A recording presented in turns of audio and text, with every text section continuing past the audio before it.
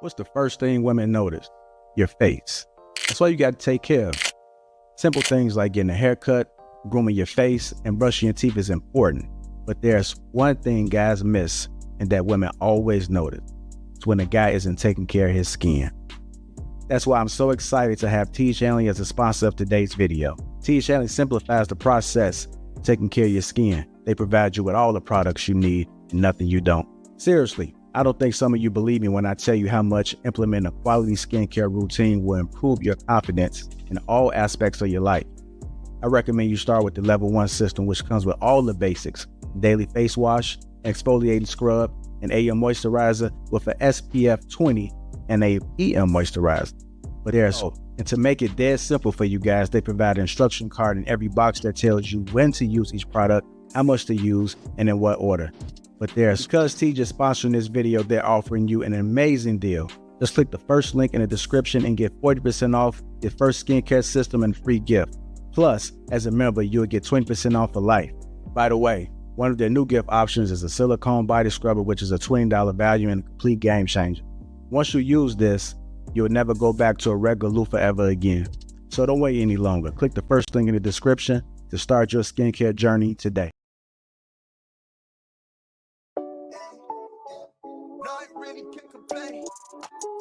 It's go time.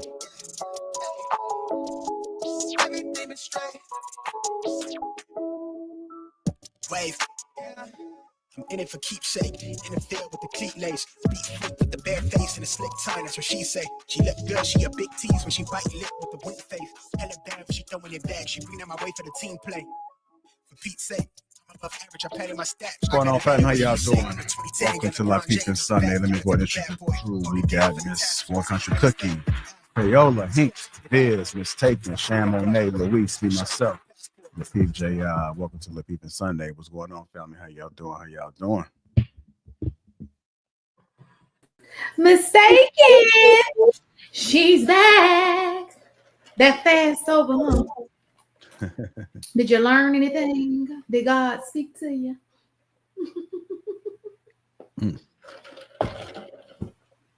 Yeah, my husband did. Oh, well, welcome. You do seem like you got to kind of like a little glow on you. Back. I'm sorry. So it's like you got a little glow. Something different about you. That's what de-stressing does. Getting away from social media, focusing on things that matter. That'll do it to you. Get rid of all that toxicity, huh? Just pouring it off you, huh? In the name of Jesus. Yeah. Man, she did a whole spiritual cleanse. Yeah, she was on a spiritual journey, right? She woke up this morning saying, "Blessings, King. Blessings, King." Anyhow, I guess y'all missed that one, man. That's for my earthly folks out there. Glad to be here, man. Happy Sunday. I know we was off last Sunday. Good to be here. What's going on? Dale Matthews, Angela Swift, V Note, the most once said. What's going on? Christopher Matthews, Sharon D. Berry, Sir Shot 87, Scorch, Earth 824, Royce. What's going on? Edward Gilbert, Isaiah Jr. Hello to all that is entering. Good to see you guys. Denzel Madison, what's going on? Got a fan, Cookie. Got a fan. Denzel Madison says Cookie. Cookie got that tan going on. You must tan real easily. Because I know it ain't even summertime. It ain't that damn hot in Texas. Yeah, this track meets are hours long. So I'm a coach. Okay. Somebody told me that the sun doesn't have to be out in order for you to tan. Is that true? We just kind of like bacon. But it was out Thursday. I mean, during the day, not during the night. But during the day, the sun doesn't have to be directly beaming on you in order for you to feel. It's the UV rays. Okay. It has a lot to do with my background being gray too, though. But I am tan. Nah, you noticeably tan. You're like a whole different person. I had to do a double take and thought we had somebody else up there. I thought JB was back. And I guess y'all missed I don't know who that is, but I hope they're pretty. I don't really. Never mind. Anyhow, hit the like button. Also, make sure you subscribe to the channel. We appreciate you guys. Shout out to the sponsor, T Channel, Uncomplicated Skincare for Men. 30% off along with a free gift. And if you become a member, you get 20% off for life. That link is in the description. This is men's skincare. I do promote men having a routine with their skin. And why not do it the Teej way? It is safe, it works, and it's just simple, man. I mean, self-explanatory. They give you this little card right here that kind of breaks down everything so you can put a routine that works for you into play. Hit the like button. Also, make sure you subscribe to the channel. And if you are catching this on the replay, do me a favor. Also, hit that like button. And also, make sure you subscribe to the channel. Today's topic is: Are single Christian women doomed to be single? I thought this would be a good topic because I came across a video with some more clips, and I'm going to play those clips. I am interested in hearing you guys' perspectives, but I've had conversations daily. You know, one of the top three things seem to be finance, health, and relationships. So if you're wondering why we always talk about these things, because that doesn't seem to be going nowhere. It's different for everyone from what I see. Nobody seems to know what the issues are, but even if you are a Christian or you identify with some religion, they're still having a difficult time. Have y'all been hearing about these single retreats, these single like rejuvenating programs and seeing how to get people together? Y'all been hearing about those? Have you ever been to one? No, haven't been I've to heard one. about the cruise. I haven't heard about a retreat though. I mean, some people have little mini retreats, man. We do have a lot of dating coaches. And so sometimes they'll host a singles retreat or a program to see if they can get people aligned. I just was curious if it was working or not, because in my honest opinion, I still think that people want to be in relationships. I think people have been conditioned to say that they want to be alone and they want to be single. And it's based off of their traumatic experience. I was having a conversation yesterday and come to find out 2 or 3 relationships ago, along with the most recent one, has been the cause of probably the way that they view relationships. And we also going to unpack too, because people are getting married early. I had another conversation yesterday where they was having a group discussion, and the lady mentioned that marriage seems like it becomes routine. So I think the word was monotonous. I had to look it up. It's not in my vocabulary, but I looked it up, you know, just to make sure I had a clear understanding of it. And boring. Oh, Well, I mean, adulting is boring.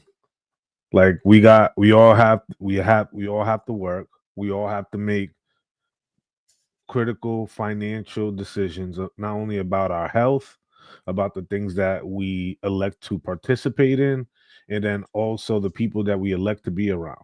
Like adulting doesn't stop. Like every day is a decision. You decide whether you want to stay in or do you want to stay in bed, whether you want to go to work, whether you want to go to the gym or do you want to skip the gym.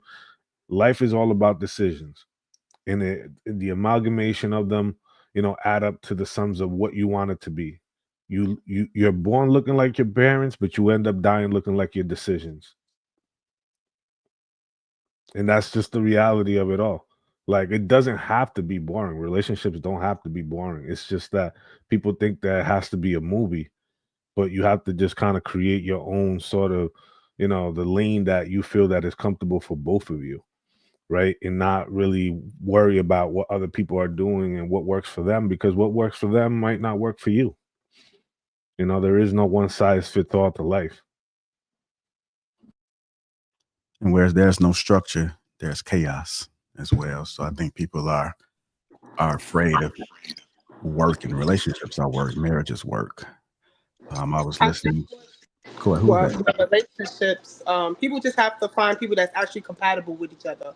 So that's where all the chaos and the clashing comes in, because a lot of people are not going off for compatibility. It's just more or less of an image nowadays.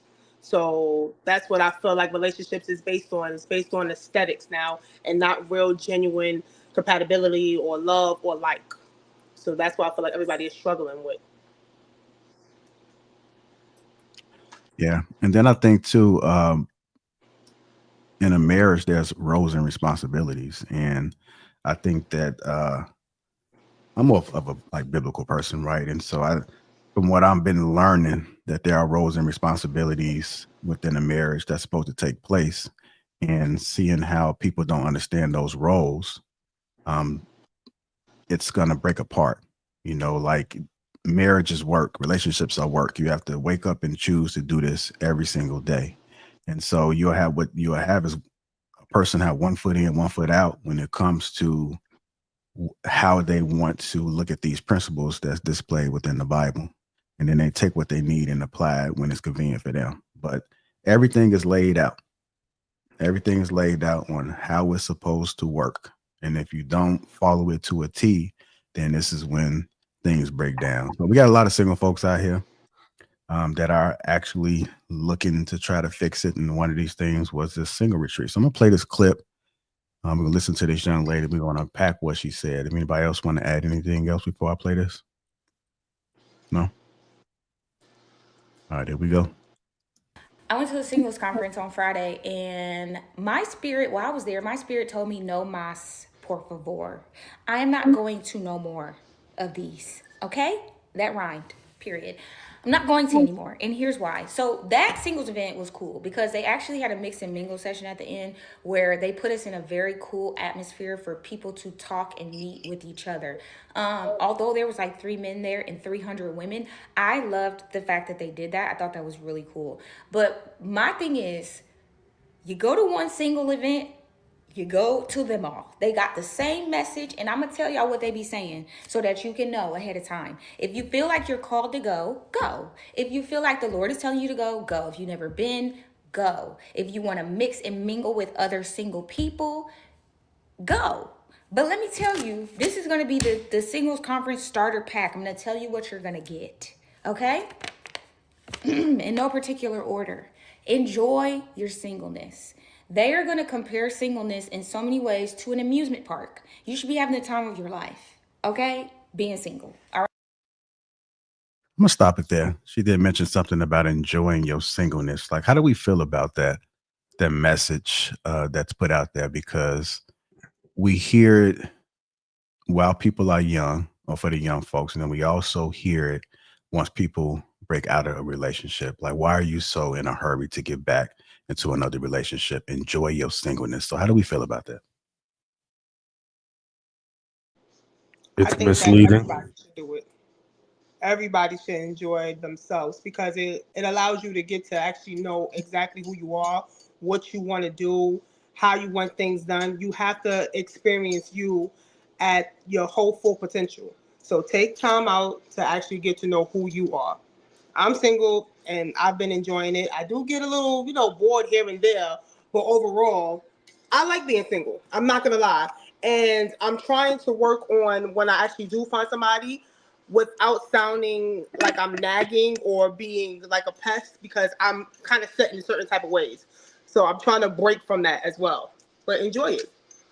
Have fun. So you said enjoying your singleness. Can you please describe what that looks like for you, and what does that image get painted into most women's head? Go For ahead, me, I'm sorry. I seen Shannon. take yourself out. Take yourself out. Pamper yourself. Do what you would expect for somebody else to do for you. So when the person does come along, you already experienced with yourself and you know exactly how you want to be treated with them. Take yourself out, pamper yourself, buy yourself flowers, things of that nature. I do all of that for myself. That's what I like, and that's what I would expect for somebody else to do. So that's a part of me enjoying myself as well. All right, go ahead, Shan. I wanted to answer that question with Louise. I think it also looks like,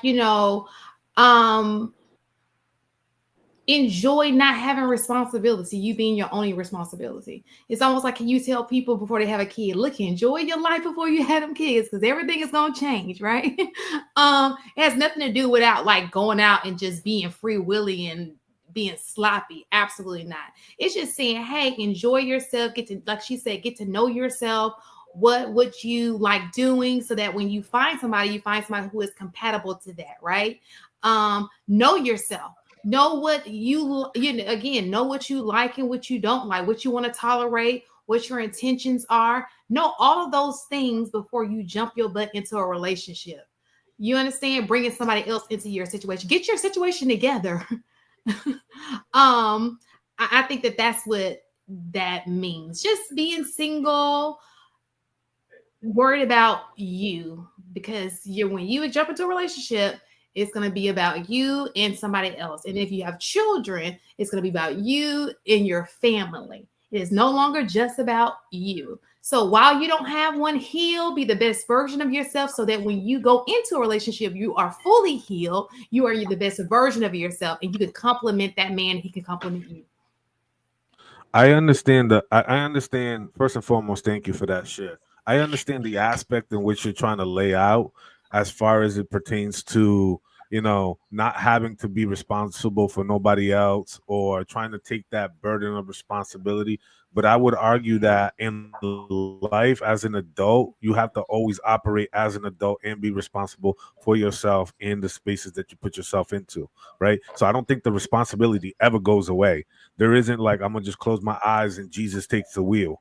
There isn't that aspect. I think there's an intentionality behind it. And sort of when I asked this question, and I think you did a really good job, Shimon, in kind of illustrating what that really looks like. Because when I ask that to most people, most women, they're talking about traveling, trips, being outside and stuff like that. But I rarely hear spending time with God. I rarely hear, reading a book. I rarely hear, doing self-reflection. I rarely hear going to therapy. I rarely hear, investing in my physical health or the way I eat nutritionally. I rarely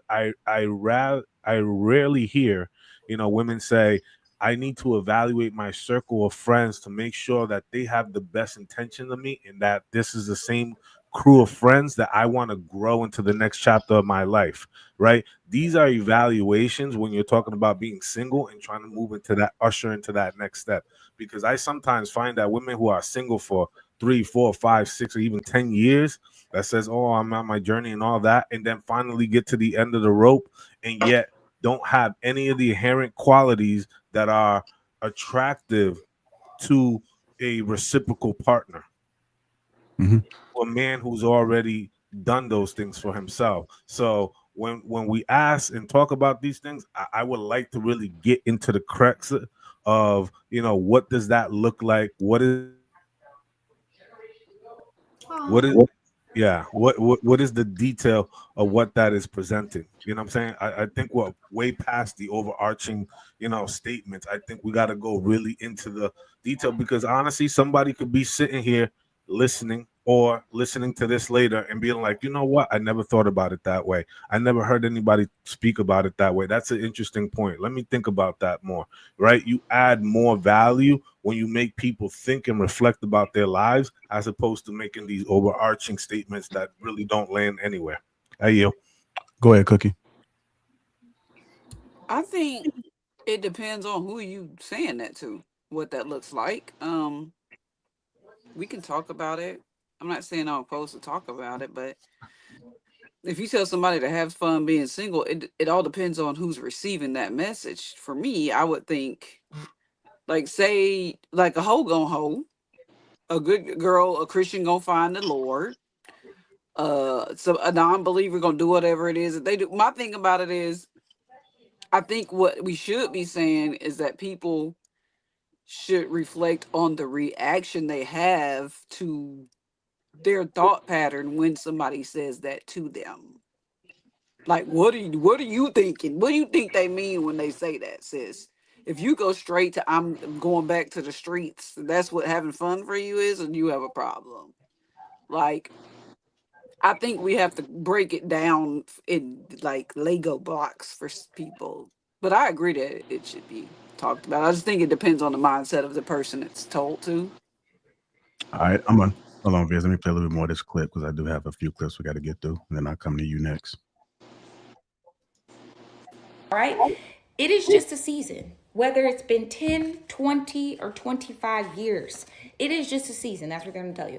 You aren't ready And so many words are going to tell you you may or may not be ready. You may need more healing, more therapy, more this, more that. Get your money up, whatever they're going to tell you. Your person may not be ready. He may not have been released from whatever it is the Lord is doing.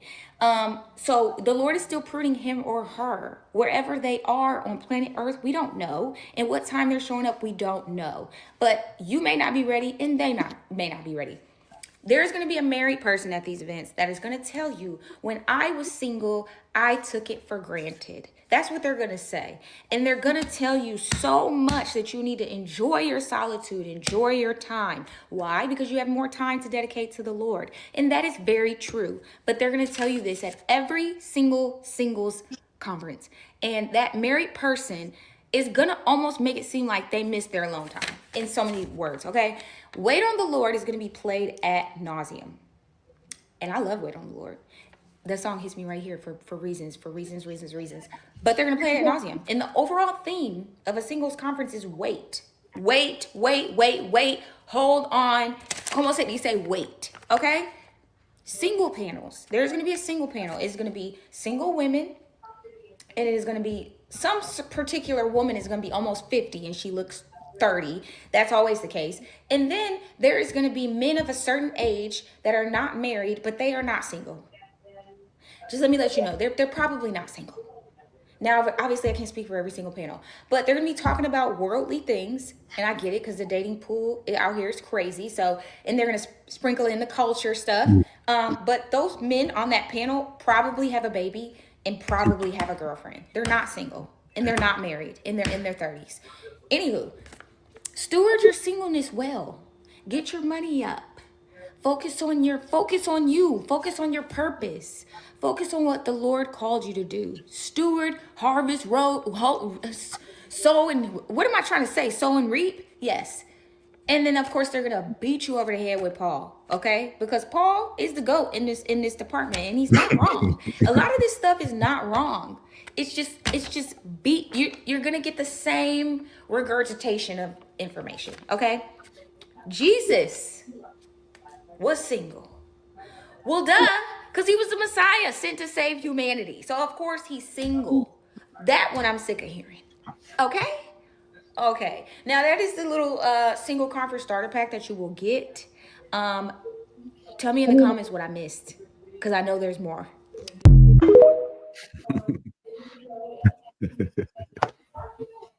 Let's go ahead and get into it, man.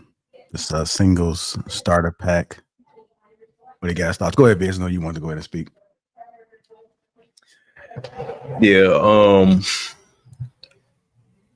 Often when we hear people say what they're saying, or at least what the conversation was, I think from Crayola, where you're finding yourself, you release any responsibilities, you don't have to answer to anyone, and all of these other things. I think that when people say that, they're detaching themselves from what is expected once they do get into a relationship. So now you've conditioned yourself to only worry about yourself, that you're your own concern. You don't have to answer to anyone else. And then once you do find this man from God, you don't even know how to treat him, because you've conditioned yourself to the point where I don't have to answer for anybody. I don't have to answer to nobody. I just got to worry about myself. And that's sabotaging the relationship. We as human beings, regardless of how it is that if you believe in the Bible or not, if you believe in the Bible, scripture tells us that God created us to serve him and to serve each other.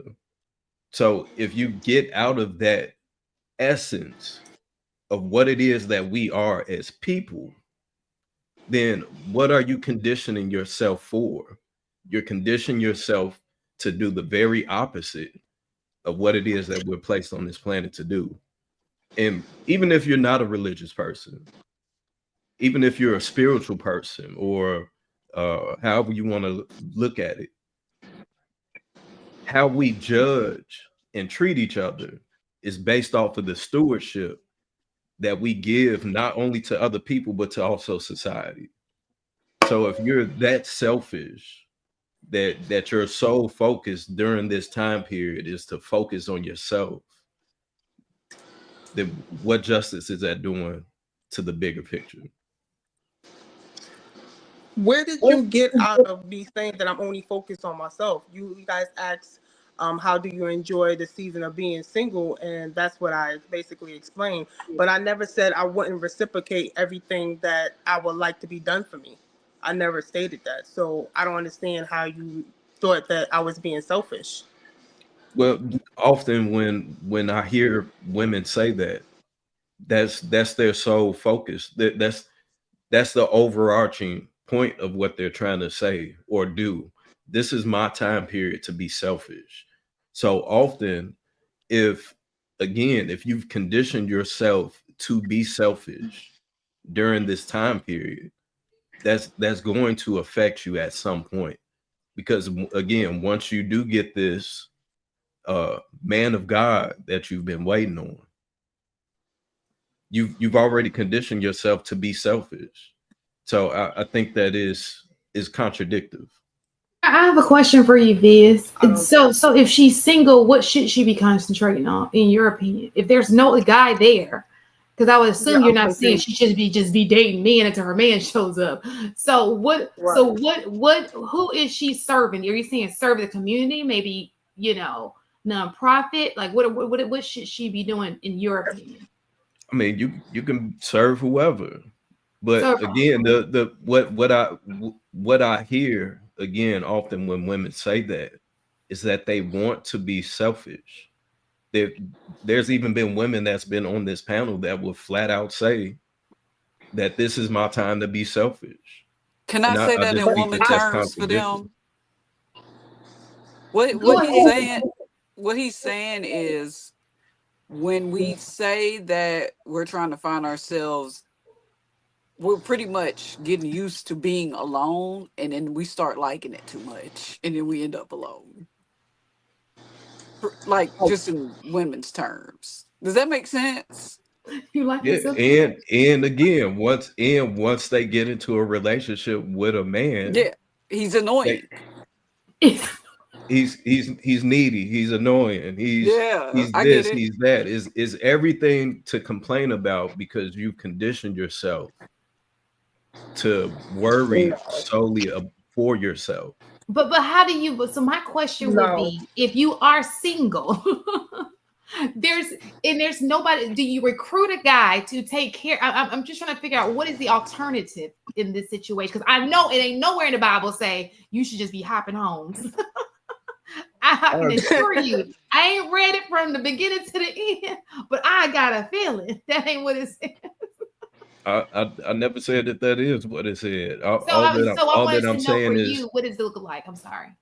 All that I'm saying is, when I hear women say that, what I hear is they're developing the muscle to remain selfish throughout their time period, but throughout their life. That's why so many women now openly say that they are okay with being alone. But she's asking you, okay, now let's just say that is the truth, right? What should women be doing? In your opinion, what should women be doing if they shouldn't be alone for so long? What should they be doing during this time? If God hasn't presented them with their husband yet. Yeah, just answer that question in your opinion. Getting finer. Oh wow, that was out there. what you so he can find you? I said getting finer so you can attract the right man, that the man that you want, getting healthy, working out, making sure you're presentable. That's independent. That's still you. Hold on, y'all. I want to hear what Viz advice is to women. He can't answer it.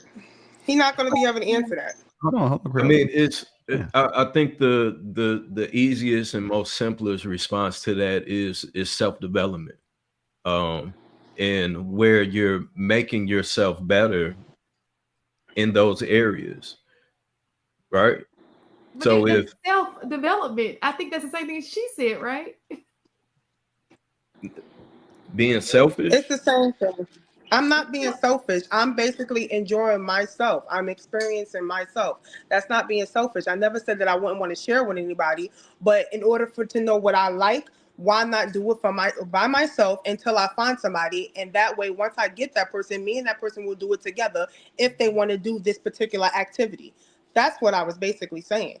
That's what I like to do while I'm single. Why wouldn't I do these things? And when I get with somebody, we're gonna do it together. Never said that's selfish. that's fair.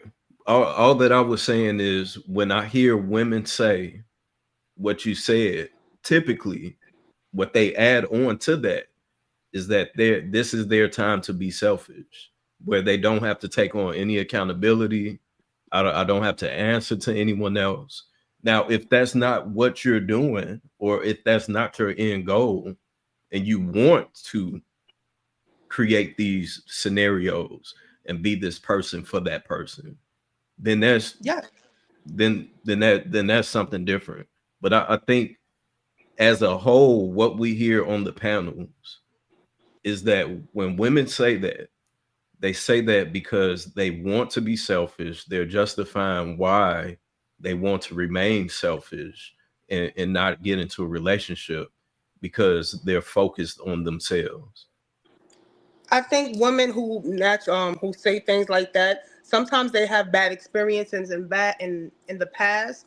So what they want to do is basically erase all those memories and be able to create new ones with themselves. So sometimes they come from trauma, and that's why they say certain things like that. I don't really have too much trauma, so I don't mind experiencing new things with Okay, other people. gotcha. Let me get Mistaken in there. Then we run a little bit more clip. Go ahead, Mistaken. I kind of I think what Viz, partially what he's saying may be true for some women, but I think the perspective for other women may be kind of like in my Maxine Waters voice, reclaiming their time, right? In their singleness. In the fact that a lot of times women are in relationships, in their relationships, they are serving, right? Most of the time in their relationships, they're the ones that are doing a lot of the serving and the giving and the sacrificing. And I'm speaking from like and this comes to mind is like I was recently, my mom was over here yesterday and we were talking. So this is where this is coming from, looking at things from her perspective. She was married, had children, um, and most of the weight of taking care of husband, family, children fell on her. So a lot of that support to the husband, support to the kids, feeding the husband, in all areas, it was servitude, right? As her role in the home. And when her and my dad divorced, it was a space now for her to figure out the things that mattered to her because she always had to put her family, she always put her family first and lost sight of who she was, just basic stuff like what makes me happy, right? Outside of just my children. And so it was a reawakening of learning who she is, what makes me happy, what do I like, what I don't like, just basic stuff that I guess people take for granted. And so I think when what you hear as being selfish in a time of singleness for some women, it's more along the lines of like, now I'm figuring out the things that I enjoy as opposed to always doing the things that others enjoy. And then when you begin to learn those things, you can then go into the next relationship with having a better or firmer understanding of asking for the things that you need. That was kind of like those, based on a conversation that I was having with my mom, what I got from that. All right. We'll play a little bit more of this clip, this next clip, and then we're going to go to Hink. This is really good, like a great question, because I am very curious. So this question right here says, I keep hearing this. It seems like men are okay with being single if they are not showing up to these events. I heard the clubs are getting low too. And this was a comment that was stated within that first clip that was played. Here we go. Curious about it, except for the club part. I don't care Nathan about no club. Why do men not go to singles events? Like, why don't y'all go? The ones in the church, or just like regular single? I don't know. I'm only talking about the ones in the church because those are normally the only ones I go to. But why don't y'all go? And one of my friends was there, and I was surprised to see him at the singles event that I was at. And he was like, oh, I'm only here because my friend told me about it. Like, someone told him about it. That's the only reason why he went. He was like, if someone didn't tell him, he wouldn't have even knew or even came. So do y'all not know about it, or do y'all just not want to go? Like, what is it? Because at the end of the day, y'all the ones who get down and propose to women. So I'm just curious why y'all don't go. But I already feel like y'all got the pick of the litter anyways. Like, y'all don't really need to go. I don't know. Y'all tell me what y'all think. I'm very curious to know. Yeah, there's a good point, man, because I even heard with the Kendra G that it's not a lot of men that's showing up, and at least in some of them. I can't speak for all of them, but I did hear at least a couple of them that it wasn't any men. And people that are having single events, they're struggling to get the men out there. So, like, what is the issue? Go ahead, Hink. I'll go to Hink, and then we'll come back to Luis. Go ahead. So, Viz, you know the Gooch is gonna have his way with you because them women put you in the corner and then the goddamn tailspin. You know he's gonna do it. And I feel bad for you, brother, but I'm gonna try to help you out. So, as far as when you hear women speak like that, yeah, that's a single woman's anthem. That's a lonely woman's anthem. So they want to justify why they lonely. So they make statements like this. No, what you need to do is don't make it look like it's okay and it's good to be fun to be single. Because if not, you're gonna make it look like it's a nice place, like just like jail. They try to make jail look like it's a good place to go. It's cool. No, it shouldn't look like that. Just like being single shouldn't look like it. It should look lonely, miserable, cold, dark. It should look like that because you don't want to continue to be that. And when you're not, and you put yourself in a situation like that, more than likely you're going to fight your way out. You're not going to want to always be in a bad situation, in a lonely situation, in a dark situation. You're not. You're going to do whatever you can to get out of that situation. But as long as some of them women who talk like that, speak like that, they'll forever be like that. And Viz, I don't follow. You need to improve. I want you to be like that because you know when dudes see women like that, dudes take advantage of women like that. Now, when I was single, I was out there, I took advantage. Oh, you are? Well, I'm sorry you feel that way. Do you need me to come over and keep you company? And I would benefit. I ain't got to go no further. Y'all know what the 20 minutes are about. I would benefit and take advantage of the situation and put them to the streets. But I'm just saying, how they want to move, let them operate like that. Now, we all know what that really means. That means they want to be out there and be part of the streets, enjoying the streets, be entertained by the streets. Then let them be. We need to find the women who don't want to be out the streets, don't want to be single. They looking for something real, something legit. They out there really in there improving themselves and not just saying the words because it sounds good on the internet, because it sounds good on social media. No, they out there getting the work like what Lou was explaining. They out there putting that work in, trying to get themselves mentally right, physically right, emotionally right, to prepare themselves for that man, such as myself, to come by and bless it with their last name. But for those women who don't, let them heifers be. Hold on, before I go to Luis, Crayola, I seen you doing some face expressions. So, what were you thinking? Because I don't think that being single should look like you're miserable. That sounds crazy to me. Because why do you need somebody else to complete you to make you feel at your full potential, happy? You don't need anybody really to do that. All you really need is yourself and God and yourself. So for you to say I'm supposed to make single look like it's miserable is insane to me. You're supposed to enjoy yourself while you're single. I didn't say that it don't get lonely from time to time, but overall, it is a good experience to have an experience. Because I don't need anybody else. I want somebody else. I do not need anybody else to complete me and make me feel happy, make me feel like myself, make me feel up. It's not as bad as people, and it's not as bad as you're thinking that it should be. That's how I feel. All right, go ahead, Luis. So in response to the video about why there are not enough men attending these sort of single retreats or single events, right? That was the premise in which we're operating. Yeah. So I don't see, this is the thing about it. If it's an event, I think that most dudes should really invest their money into spaces where they can cultivate, connections, relationships, in a growing aspect, not so much in like trying to find someone. Although if in the event you find someone that you might like or that you connect with, that you share similar values, then let the cards fall where they fall.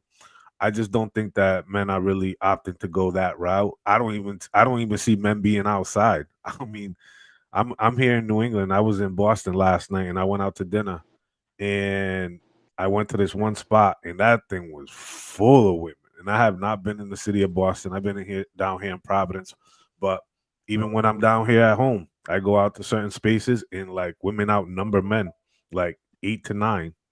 You know, like there's just the guys are just not outside. Unfortunately, a lot of guys are not outside. They're not during day events and not in the night scene. There are certain types of men who carry themselves in a particular type of way, who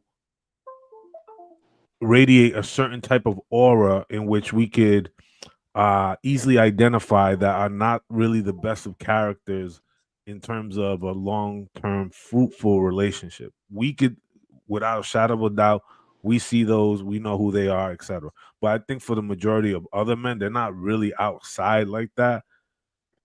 But women are definitely outside like that. And sort of like I don't really see why that correlation of men not attending these events, because they're just not really attending those. I think if women really want to find men, you got to go with those spaces where those types of men's are.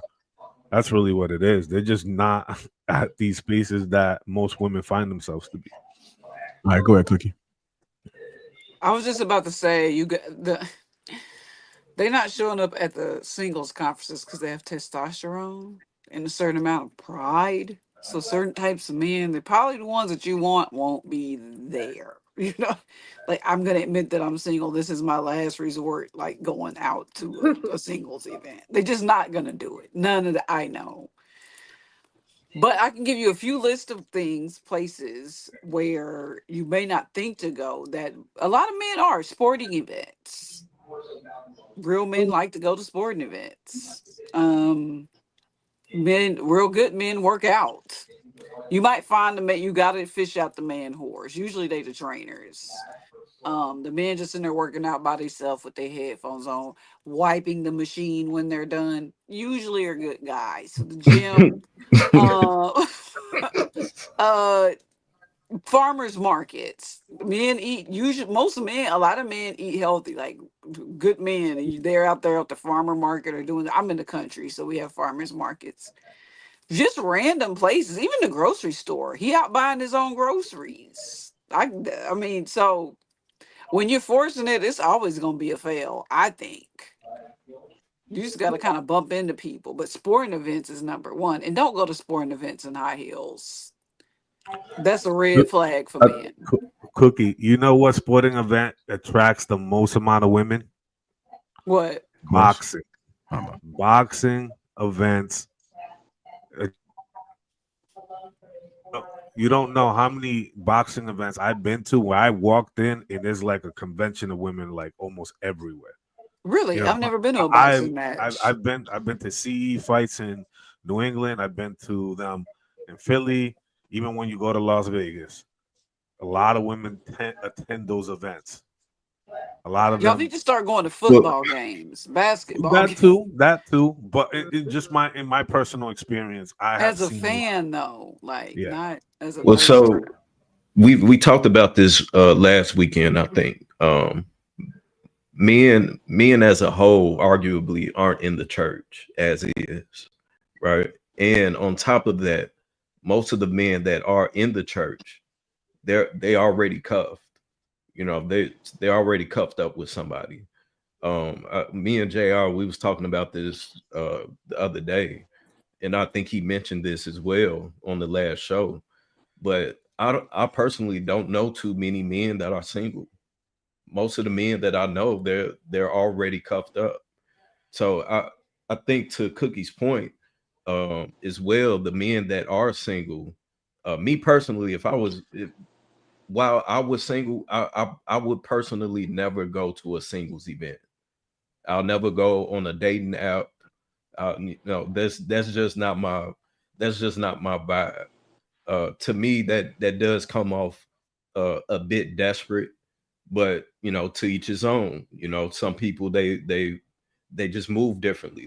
They don't feel comfortable enough going out to just randomly speaking to a person in public, right? It's easier for them to do it on the app or at a singles place event. So I think that those two are factors. On top of, most men are afraid of approaching women. I mean, that's another point too. So they're scared of being rejected, especially at a singles event when it'll be clear that you're being rejected. Because that's even more of a punch to their ego, right? So I think it's kind of one of those deals of where you damn near got to pick your poison, I guess. All right, let me play a little bit more of this next clip. To a Christian singles event, and here's why I think we're doomed to be single for the rest of our lives.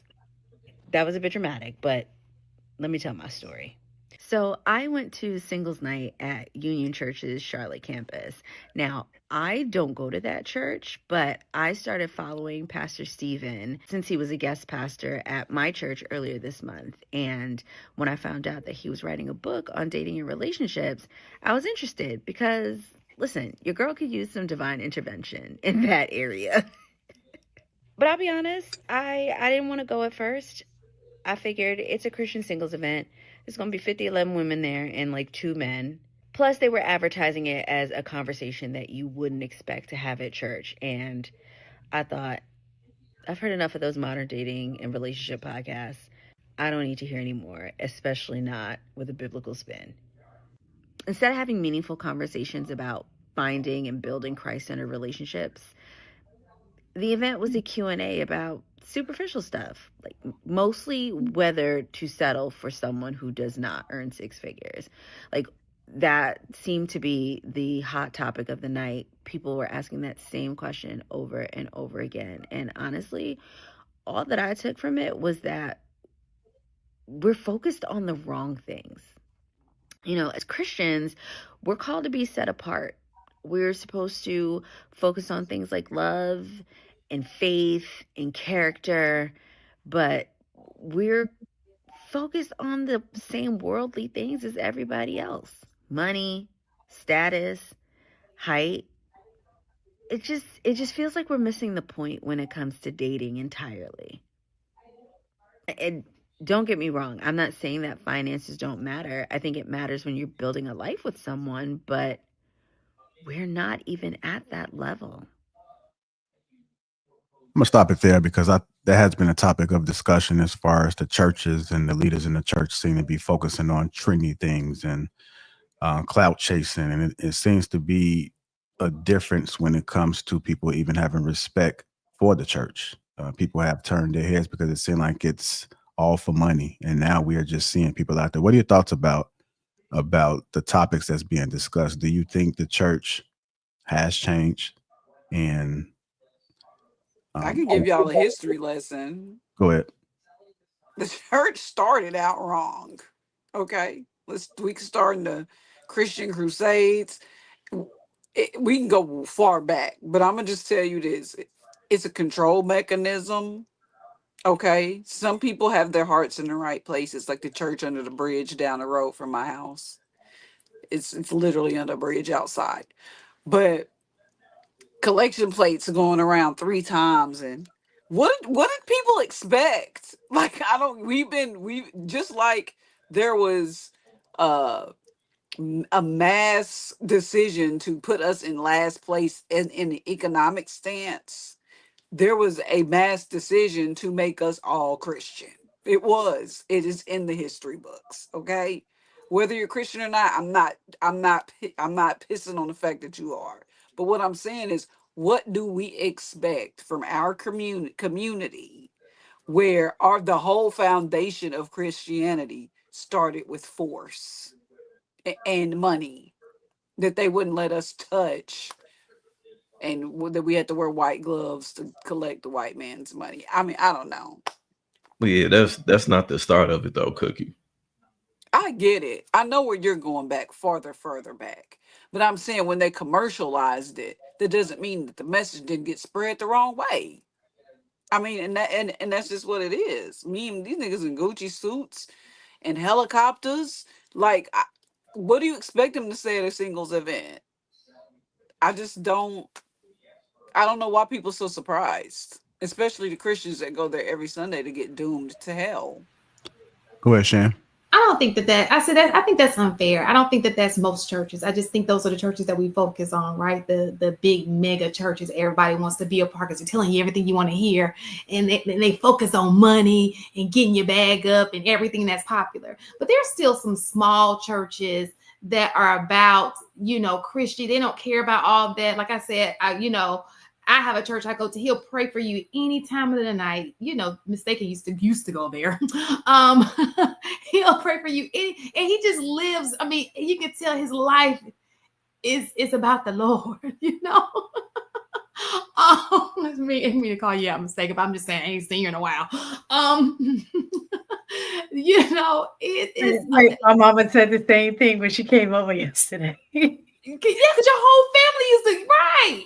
But anyway, these people, I mean, they talk against gambling. They talk against, they are and they like go overseas and do it. Like they live by the word. They embrace the word. And, so all I'm saying is that's not every church, but I do agree that a lot of people, especially in new school, they focus on mega church, getting the money and using the money, buying helicopters, all these extravagant gifts. Meanwhile, when there's a natural disaster, they don't even open the doors of the church.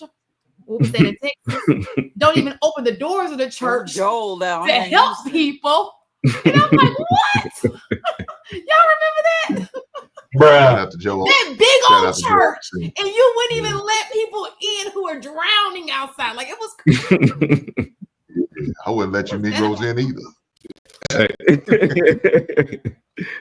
Hey, but to Cookie's point though, I think yes, I agree and can acknowledge that the church religion is a form of control. However, as human beings, and we've saw this all throughout history, control is a necessity. There has to be some type of order and structure as to what it is that we have a clear line of straight down the middle.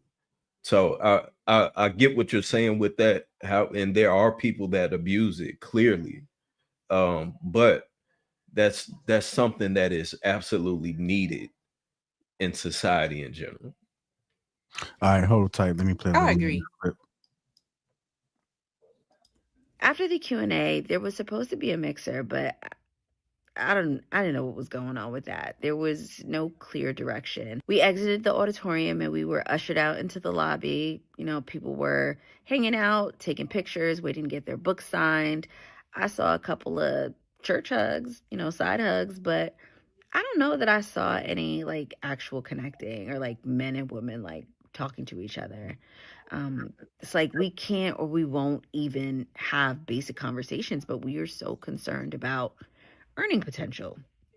We got these bingo cards that I'm sure were meant to break the ice, but I don't even know if that was mentioned. The prompts were simple, like what makes you smile or do you have siblings? Just followed on Instagram, but nothing about them seemed like they could spark meaningful conversations or show that someone was set apart or serious about their faith or even dating or like interested in dating. And yes, icebreakers are meant to spark conversation, but it was just so surface level. Like, where was the depth? At an event like this, I would have expected more encouragement to actually show who you are in Christ or to like have meaningful and intentional conversations. Again, we're meant to be set apart, but As I'm listening to her, this reminds me of when people are on dates. I don't think meaningful conversations are even happening there. You know, it's just kind of surface level. So what was the difference between this and a regular singles mixer? And let me know because I don't think I've ever been to a regular singles mixer either. And to be clear, I'm not critiquing the pastor. Like, even he seemed a little frustrated with the money conversation that kept coming up. Really, I'm talking about Christian dating and how things just seem off. This event could have been a great opportunity for people to connect in a meaningful way, but instead, like, it just felt like going through the motions. So I ended up leaving the event. It was late and I wasn't sure what was happening, but now I'm wondering if I missed out on something because I've seen some clips from the DC version that happened the next day, and it seemed like a whole different vibe. It looked like there was an actual mixer and people were encouraged to actually talk to each other. I saw a clip of the pastor taking a camera from a guy who was probably on the production team. He's asking him like, "Do you dance?" And then he like pointed him he pointed him in the direction of a woman to like get them to dance. Wonderful. I don't think that happened at Charlotte. At least it didn't happen at the Charlotte event while I was there. But to be fair, I wouldn't count the entire thing as a waste. I got to connect with some amazing Christian women who I'm looking forward to staying in touch with. One of those women actually goes to my church. She sat next to me. Like, we go to the same campus and everything. What are the odds? I also met another woman who goes to the host church, and all right, let's go ahead and unpack some of that. So Jr. It's interesting what she brought up because I think that's a very fair critique, and I have heard that in the past from people who have attended these type of formats, and I don't think it's necessarily. I think it's a split. I think it's really a 50-50 split. I think it's really accompanied on the people who set up the format and how they structure it, whether the questions that are being asked or things that are a little bit less trivial and more engaging in terms of, trying to extract, certain things about people, right? Their upbringing, their belief, their value system, things that make them, etc. I think that unfortunately other people coming to that format as well already have a preconceived notion of what things they want to ask, what things they want to get out of it. And sort of those two are not really meeting each other and they're missing the mark. That's why the format of that event seems to be skewed because it's so focused on money. And yes, money is important, but I think financial literacy is just as important, right?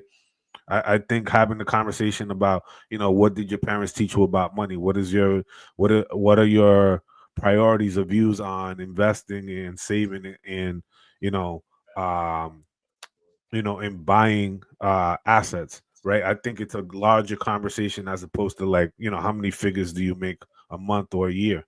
I think people need to get down to the greater details of things. All right, let me get to these 3 super chats real quick, and then we'll go to check with Mistake, and then we go to Cookie. The biblical movement, 999 various ideas and philosophies and concepts are introduced to us through media highways. We then hear the same regurgitated nonsense echoed by the masses. In the end, it causes us to err. AP Accountability Partners, $2 says, Luis, can you define outside? Shay Miller, 999. So let's be honest. Most of these women do not want real solutions. They want a man to pander to them. The harsh truth is they are destined to be alone because they are indoctrinated to be self-serving. Go ahead, Cookie. I mean, let's take it in, Cookie. We good? Okay, go ahead, Cookie. Oh, what I was gonna say is they maybe need to check who is in charge of the curriculum at the church event. Like, are they Christian? It sounds like in Charlotte the curriculum may have been outsourced or something by somebody that was a little bit more worldly than they would have liked to appreciate it, and then maybe they got it right the next time. Yeah, so I figured maybe people inside the church should write the curriculum, and that's just a teacher in me. It seems, because if I'm going into an AI instruction and then they're talking and they don't know what they're doing, I'm like, why are we struggling with the AI? Then obviously the wrong person is writing the curriculum for the event. That's all I'm saying, and it seems like that's what happened. Should I have a question? Should single women or people be speaking at a single event, or should married women and men be speaking at a single event? That was my first eyebrow raise. I'm like, why are there single people on the panel? Yeah, is experienced single people telling other singles how to remain single, essentially. Honestly, I think for a wholesome conversation, I do think both perspectives are needed. Like if I'm Christian and I'm single and I'm in the dating pool, so to speak, having someone who has been married, actually, we get this sometimes in these conversations. Um, Having someone like me, I've been married 21 years, and I would say things and give advice, and they're like, "Oh, you've been out of the dating market for 21 years. You can't really give me advice because you have no idea, what the dating market is like now at 21 years ago was totally different." So I do think having a perspective of being a single Christian woman and man as part of the panel, as well as those who are married, would open up great dialogue, because I think they can pose questions to the married couples, as a Christian being currently single in a dating market that they currently have. I have a follow-up question, because I've never understood the logic behind just because you've been married for 20 years, you can't give me any advice on being single or finding a spouse, because the same way that they found that person is literally going to be the same way that any other person would find their person. Like To a the degree, I would say yes and no, because my approach 21 years ago, I'm not competing with the same things that are available now. I'm not competing with social media. I'm not competing with cell phones. I'm not competing with the amount of access. I'm not competing with the fact that,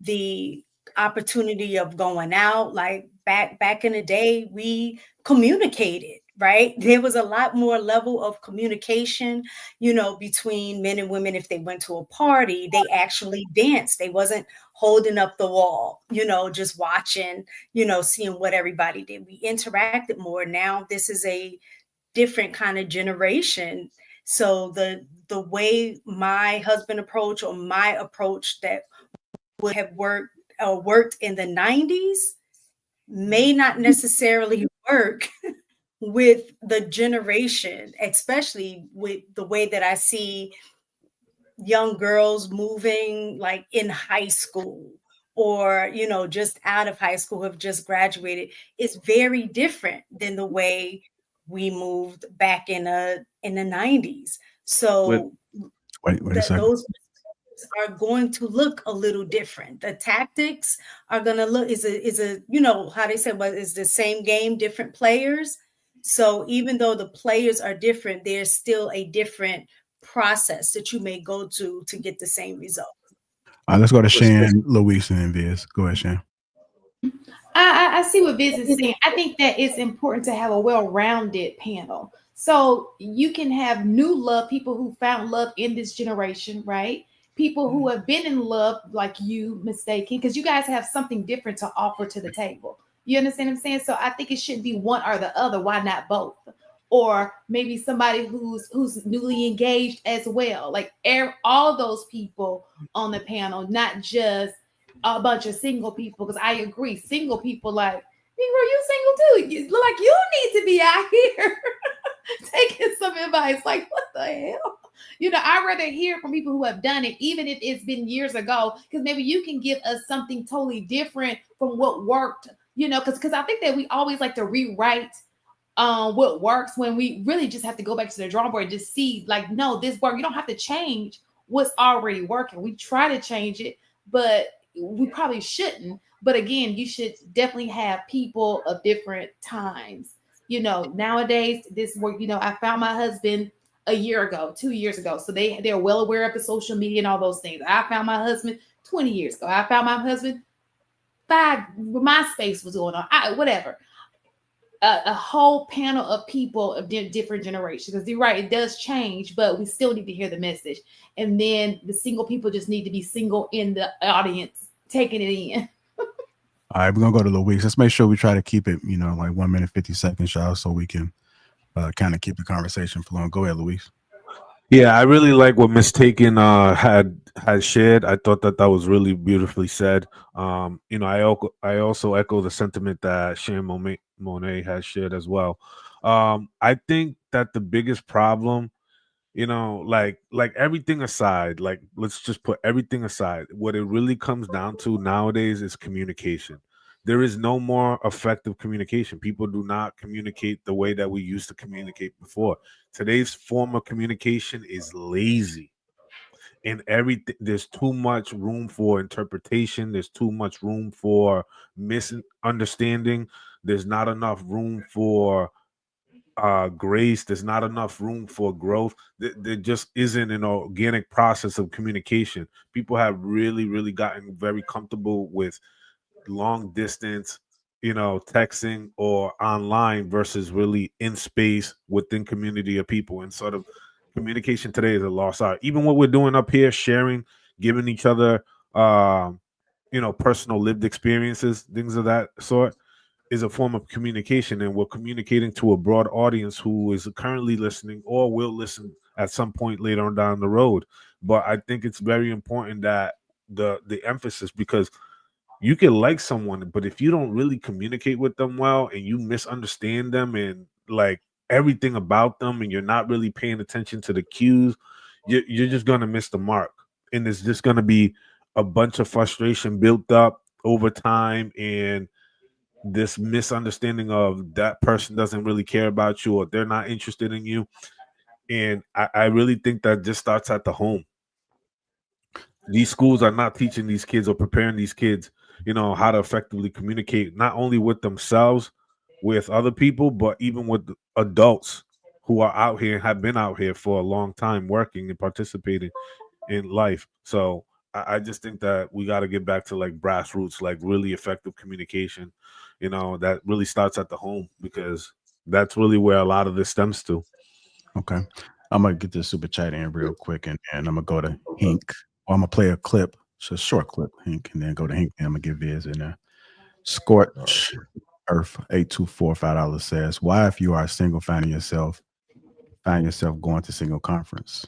You not looking for compatibility of a spouse. Why are you there? Hmm. All right, let me go ahead and play this clip. Let's get the hink then, Fizz. Let me tell you something. I don't want another suggestion on how single Christian women need to find their man in the church, baby. The men in the church are married. The men in the church are smart. The men in the church are 5 steps ahead. We can't find our husband in the church since they're married, they're taken. We need a new plan. What is the new plan? We need to ride at dawn. We need a meeting, a society, an organization, something. We need to plan something because, baby, the men in the church are taken. I don't want that advice anymore. I need to go to Lowe's or something. All right, go ahead, Hank, then, Viz. Hey, you ought to go to Lowe's or Home Depot. That's why I've been all weekend, for the last 4 weekends, You gotta go where they at, repairing sis. my house. I've been, those people know me by first name already. That's how often I be in there. That's where all the men who are doing shit. Like, just go to Lowe's, just pick up some basic paint for your little kitchen, and just ask a million questions. Find the biggest, strongest, good-looking guy that you think could point you in the right direction. And wear tights. There you go. All right. So with what Shan said, I totally disagree. I don't think no single person should be on the panel, because what should be on the panel is what the results these people in the crowd supposed to be looking for. So if you are actually looking to get married, you need to have a panel of people. Why have a single person up there? I might as well have a broke motherfucker on the panel of how to get rich. It's a waste of fucking time. That means nothing. I don't want to hear this broke motherfucker how to be broke. I want to get rich. I could be broke. I could go out. I don't have to go to this panel. I could be broke. But I want to hear broke motherfucker tell me how to get rich. You can't. So I don't want to hear a single person how to tell me to get married. You can't. They can't. You do nothing for me. What you can do is tell me how to continue to remain single. That's not what I want to do. If that's what I'm looking for. Now, if I'm not looking for that, then that's different. Look, I wouldn't have these people at the conference unless they look. That's their end goal. I'm not just looking for a man. I'm not just looking for a woman. Are you looking to get married? Is that your end goal? And if that's your end goal, I got a place you can go where you can meet other singles and interact, mingle, and network. But if that's not your end goal, don't waste your goddamn time on ours. But the thing about this, the church thing is funny, man. A lot of these women gonna remain single. They be at that church. You know why? Because them pastors want them to be single. I could financially benefit from you. And you know something? They look at this pastor like he's their man. They gonna keep going every Sunday, putting their money in the collection plate, 10% or better, and gonna keep them remaining single. Why? Because I know I could get financial benefit from them. I ain't really trying to help them find no husband. No, what for? Then my money's not gonna get cut off. I'm not going to cut off the nose and strike my face. Why would I do that? As soon as that man come in there and he hears that bullshit ass rhetoric he's putting out, he said, baby, now we don't need to keep on here. He wasting my goddamn time. Another thing, these pastors need to be preaching marriage. They need to be uplifting marriage. They need to be talking marriage. And I mean marriage to a man and a woman, not that other shit. I know what I'm talking about. Not that other shit. A man and a woman. That's what we need to be pushing. That's what we need to be promoting. But they don't do that enough. They talk about everything but that. I'll leave it there. Real fast. I second that. Real fast, Hank. I think that, I know our ears aren't doing so. The older we get, our ears play tricks on us. But we agree. That's the same thing I said. I said singles shouldn't be up there as well. I don't know if you heard it, but it's okay. No, I sound like you said they should have. I didn't. I did not. I didn't. So I did have a question. Like, what's the difference between somebody that's not happily married or having a successful marriage in their house and a single person? Because you have no way of identifying if that person's marriage is even successful. Just a lot of people say they're married just for the sake of being married. I've seen folks that came on panels that had just got married, and now that they had that title, they feel as though they're an expert.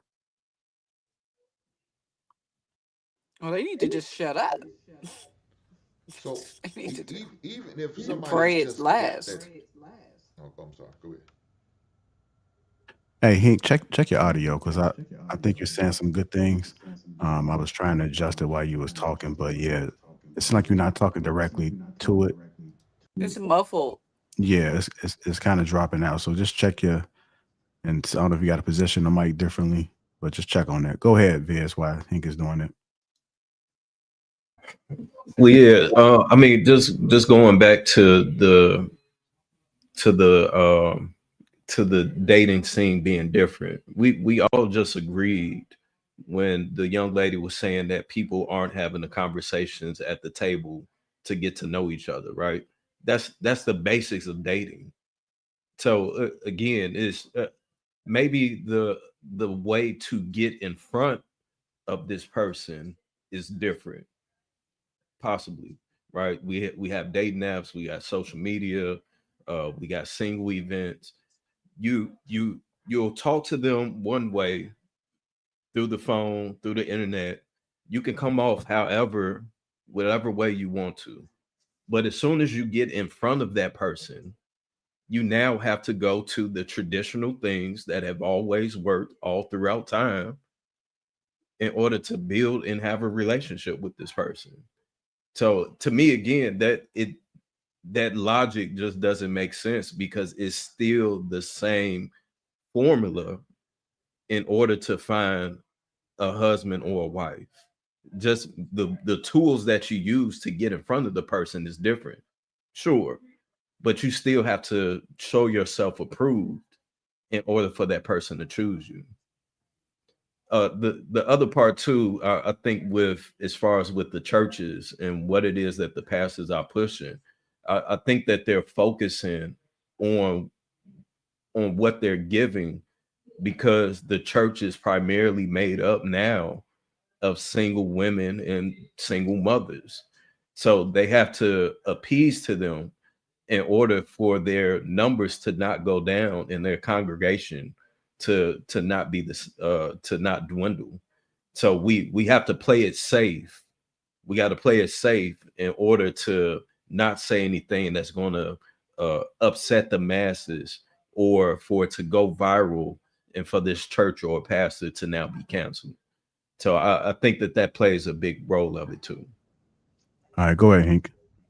Seem to be back. No, I was gonna say, can't hear him. I think what Mistaken was saying was, I think the difference is a mindset.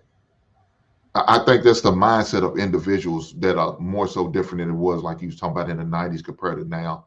Uh, the mindset of people has to use social media in order to find a woman or find a man. Yeah, that's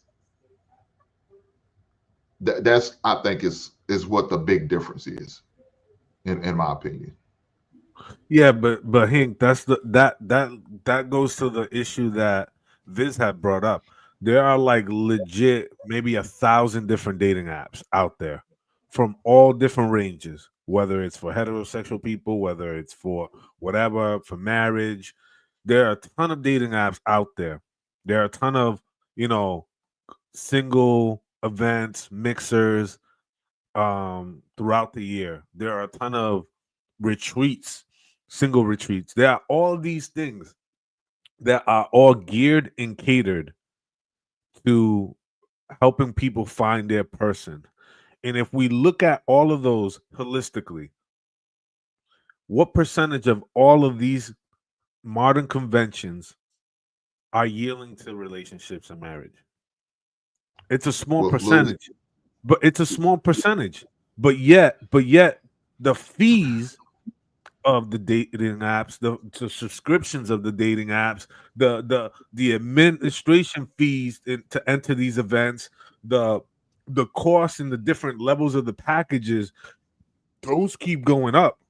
Those keep staying the same. So the amount of money and revenue is increasing, but the amount of relationships and marriages coming out of that has greatly decreased or has not grown at all. So well, no one has ever stopped to ask themselves, this formula is fucked up. This is not working. Like, we need to take a step back and evaluate ourselves as to why it's going on. Because we made it so cool and so comfortable for people to just open up their wallets, their credit cards, their cash apps, and donate and pump their money into these apps, into these events, into these retreats without getting a single value add in return. It's just not happening. And nobody's questioning Yep. it. But Lou, this shit we had it in the 90s. We had dated. They had singles mixers at churches in the 90s. We had they had some apps in the 90s. They had all of Yeah, this. but that's on a local level. It's not probably now the amount of apps that we have now is different, of course, but that's probably on. They had church mixers, church dances. I remember going to those things, get-togethers, meetups, and all of that. We had all of that in the 90s.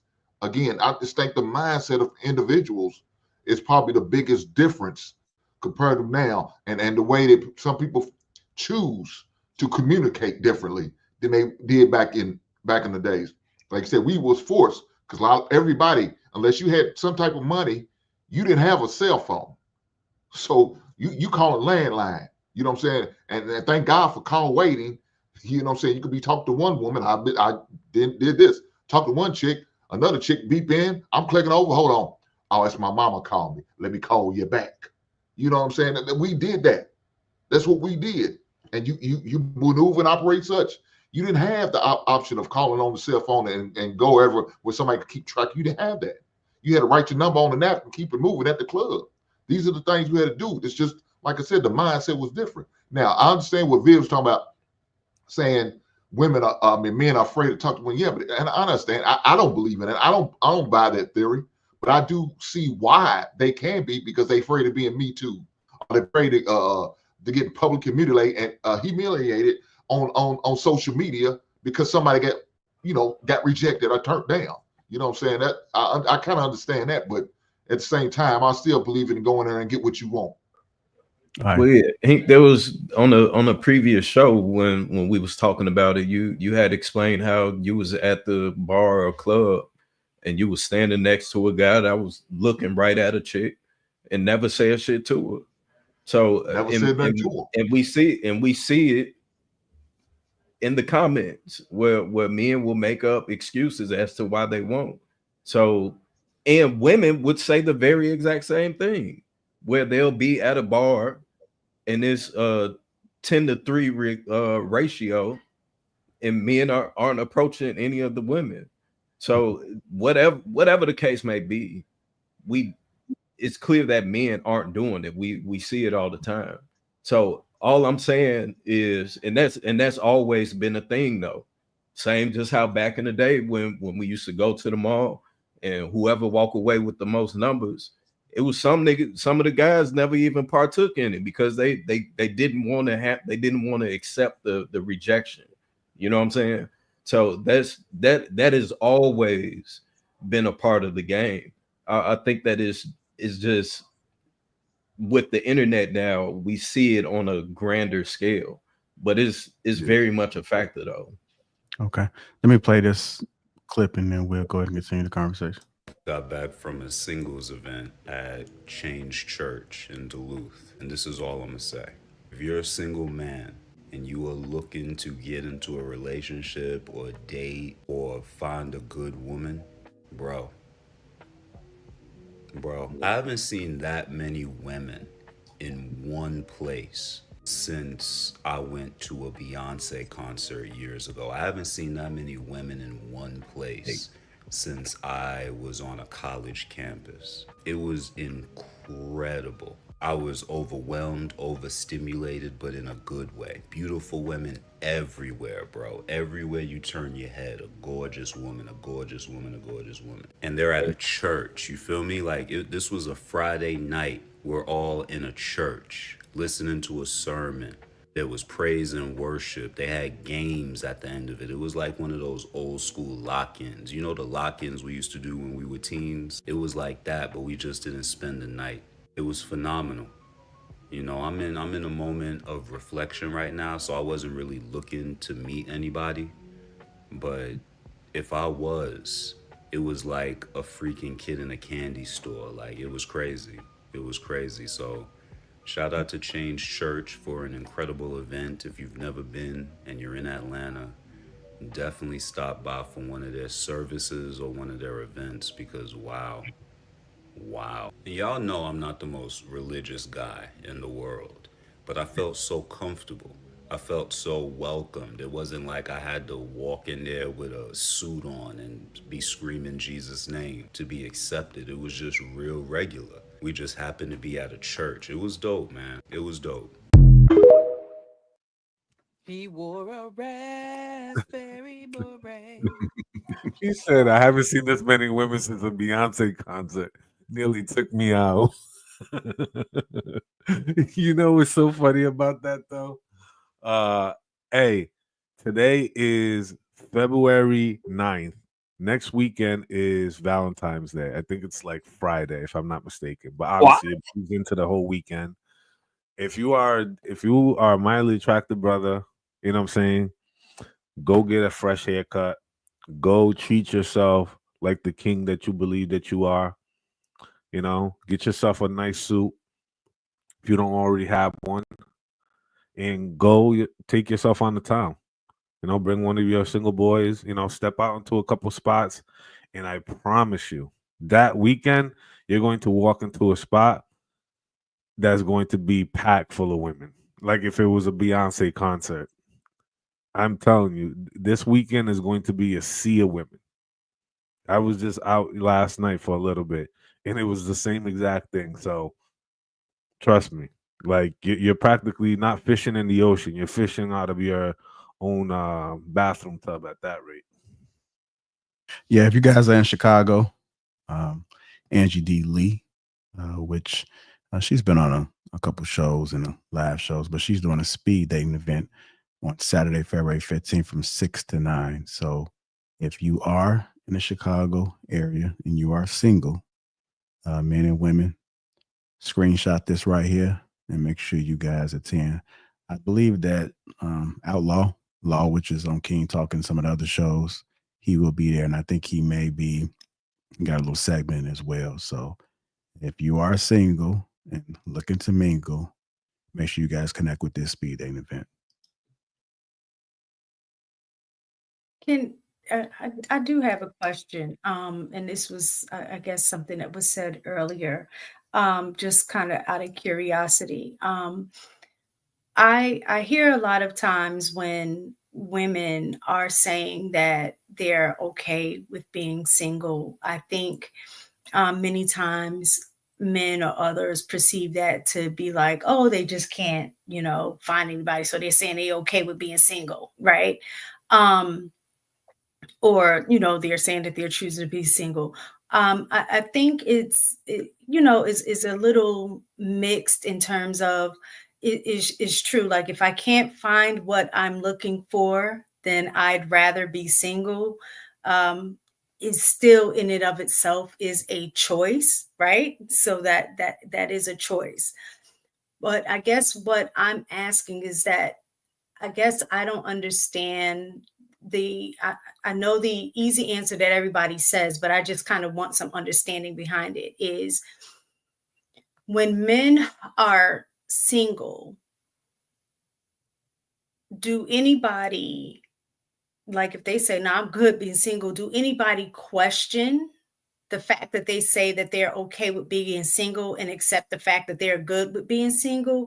Or do or is it also questioned as if they can't get by, there's no possibility that they can be happy in life without having a partner? And I ask that because it just baffles me, because I have on both sides, I have seen women who are single and having conversation are truly happy in that season of their life because they have been in former relationships that were not good relationships, and now they're happy being single out of that relationship. And I've seen single men who were unhappy being single and were looking for a relationship. So I'm just kind of curious as to why we question women so hard and question their mindset of being single and being okay being single. But when men are single, we don't question that they're really wanting to be in a relationship. When I think I would women I'm sorry. I would say that men do question it. Whenever if I know a man that's been single for a long period of time, for me that tells me two things. One, either they're a fuck up, or they're just out man whoring. That's typically There's one the two. more. There's one more, Viz. Go ahead and say it. What's the other one? He don't like women. Or he don't like women. Period. I mean, and there, uh, Well, Viz, I think also we also got to look at the parallel, right? When there is a mildly attractive, successful man, they're always trying to pair this man up with a woman, right? They don't want that man who is a prime example of a good man or a successful man to not go hinge with someone. They're always trying to hitch them off, right? We don't question that. The man who does not produce, who is not an added value, nobody really cares what that man does. But the woman or any woman who is single, right? Even if she's in a season of singleness and she's happy, etc., society does not want to see that woman single. They want to see her paired off. Because the reality is, if we look at things from hindsight, 2020, like our society is not built on 50 and 60-year-old bachelors and bachelorettes. It's just not.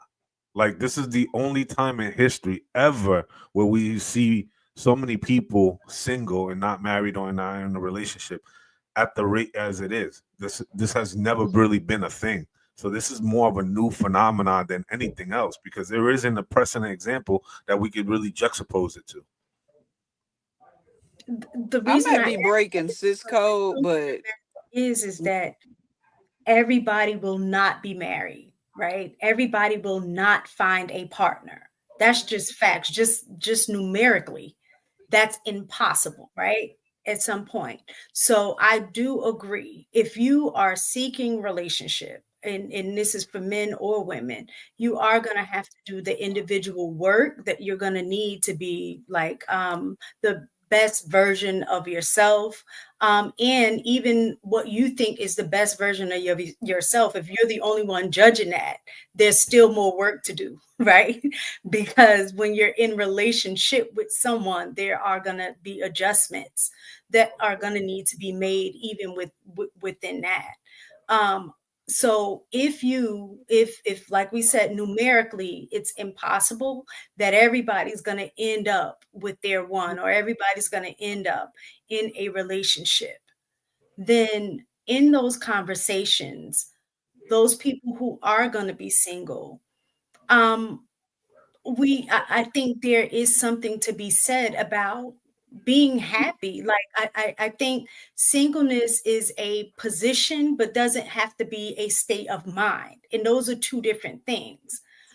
If you are in a single state of mind, that is kind of like what everyone was talking about where you're only looking out for self, only looking to make yourself happy.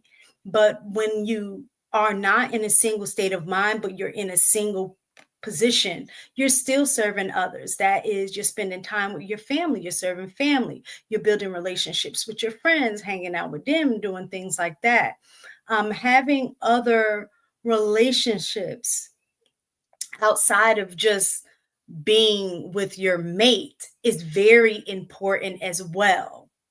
So that's what I'm saying. There are multiple types of relationships that you should be building when you are single, whether you're in a relationship or not, because those relationships are equally important. That's all I'm saying. Let me just Yeah, run but it. I don't believe nobody sit there and sit down and talk about I'm good or comfortable or happy being single.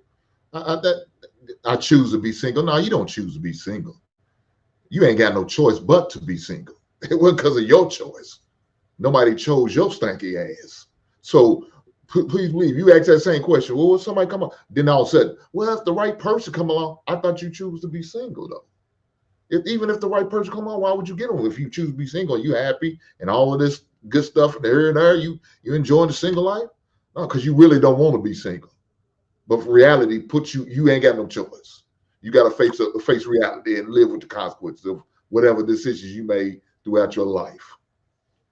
So, mistaken, you said something at the beginning of your sermon that caught my attention that I didn't really get a chance to go back. You said, if a woman says to herself, well, I'm going to stay single because I can't find what I want, I wonder from what lens is she operating when she makes that statement? I can't find what I want. I'll be honest with you. We're all very special. We're all very simple people. You know what I'm saying? Like there isn't like this like what we claim to be unicorn are just are intensive traits about each other that sets us apart. You know what sets JR apart from Viz to me, from me to Hank, right? And sort of there are men that exist out here on all different spectrums, right? Who have a certain personality trait or a certain character trait or whatever the case may be. I obviously understand that everybody don't have the same taste of individuals that most other people do. But I don't buy into the premise that you can't find what you want. It does exist and you have seen it. You might not like the way it's packaged or you not like the way that it is presented to you, but it does exist. You know what I'm saying? God, or they don't, or yeah, go ahead. Or they don't qualify for it. Well, or they don't qualify for it. That's the harsh reality of it, because a lot of times people expect. The point that I was getting at, though, right? But I was just saying, good, bad, or indifferent, whatever their choice is, whatever they say, what it is they're looking for in a man. Whether there's a man that cannot even meet that expectation, even if it's delusional, right? If they feel that they cannot find that someone, so they opt out, all I'm saying is that it's still a choice. Now, if that man happens to, show up, then they make the choice to pursue or be in that relationship. That's all I'm saying. Like when you guys are saying, well, they don't have any options, so that's why they're in the situation that they're in. What I offer a different perspective in the fact of saying, no, I'm in the position. What they're saying is I'm in the position that I'm in is because of the choice that I made. If I can't find exactly what I'm looking for, then I'd rather be single. That's still a choice. You understand what I'm saying? Yeah, I get that. I understand where you're coming from, and I get that. But you know what the reality is too, and and this is so all my fellas out here listening, especially on the panel. There are men out here who are homeless, who are living on a woman's couch, eating 3 times a day, and still getting some at the end of the night. I promise you. There are dudes out here who are homeless, living on a chick's couch right now, eating her kids' fruit snacks, apple juice, and still getting buns 2 times a night. Like in these dudes, but because they have whatever this is, right? They much rather go for that. And I'm telling you, and you be thinking like, oh, these must be like, no, these are women who are doctors, these are women who are paralegals, attorneys, these are women in business. I'm telling you, I've seen these women, and I know the women adjacent to these women who are also women who are friends who tell me in great detail of intimacy that these women have subjected themselves to. Parallel people they're in community and proximity to. And it's like, how did you allow yourself to kind of, swim in whatever the term that we like to call the dating pool, right? And you go to the lowest common denominator when there's all these other men here, right? Low So self-esteem. but Cookie, she's not an ugly woman. She's not an ugly woman. She ain't She's gotta not be an over. ugly to have low self-esteem. There's nothing about her character that I have picked up that I'd be like, oh yeah, it's like I don't get it. And it's like almost hitting your Oh, head up against a self-esteem. then that's a very then that bar is in hell. I'm gonna be I And hope. that's what she needs to be doing in her singleness, is working on that, right? That's what we were talking about before. The things that you should be doing in your singleness. That would be one of the. All right, like we nearing down, y'all. Just a couple more short clips, but let me play this and just to keep the conversation going and add to it. Up with so many people having children, and as soon as they had these kids, or before these kids is even walking, really, they break it up. My dumb ass did that stupid shit. And you know what? It was a huge mistake. At that time, I was very, very masculine, right? My husband, he's my husband now. He's the father of my 2 kids. But when we first had our first son, I did it and I broke up with him as soon as we had our son. Our son was maybe like 2 weeks old. I did it because the reality is I was filled with so much trauma and I did not value a 2-parent household because I never came from one. So I didn't care about it. I felt like the kid would be okay. Like, he cool. He don't need no father. I'm the mother and the father. Being extra as hell, right? I was prepared to do everything on my own. And once you have that baby, not to mention that was both of our first babies together. So I had no idea what postpartum was. He had no idea how to deal with a woman that was going through postpartum, that was emotionally unstable and all over the place. So he just kind of was like, he was done with it. He didn't understand how to deal with it. I didn't understand what the fuck I was going through. And I threw in a towel. Not him. I threw in a towel. And I actually took his son away from him, talking about, I'm about to do all of this on my own, looking stupid as hell. And he was a good father. He is a good father. He was a good man. That's a good man, Savannah. He's a damn good father, damn good provider. And he wasn't going for that. He was not going for that, y'all. He told me straight up, you're not taking my son away from me. If I got to fight you tooth and nails in the court, I don't give a damn. I will show up He wasn't like no deadbeat. I don't give a fuck about that baby. And fuck her in there. It wasn't like. And the only one that called me out on my bullshit was my sister. She was like, you making a huge mistake doing that. He don't deserve that. That baby don't deserve that. Hell, you don't deserve that. You know what I'm saying? She was the only one that told me, sis, go back and figure it. And with time, you learn each other. You mature. You understand the importance of respect. You understand the importance of love and bringing a child up in a healthy 2-parent house. And last but not least, you might not be compatible. You realize you're not compatible for him, or he might not be compatible for you, and then you both come up with the same lame ass excuse.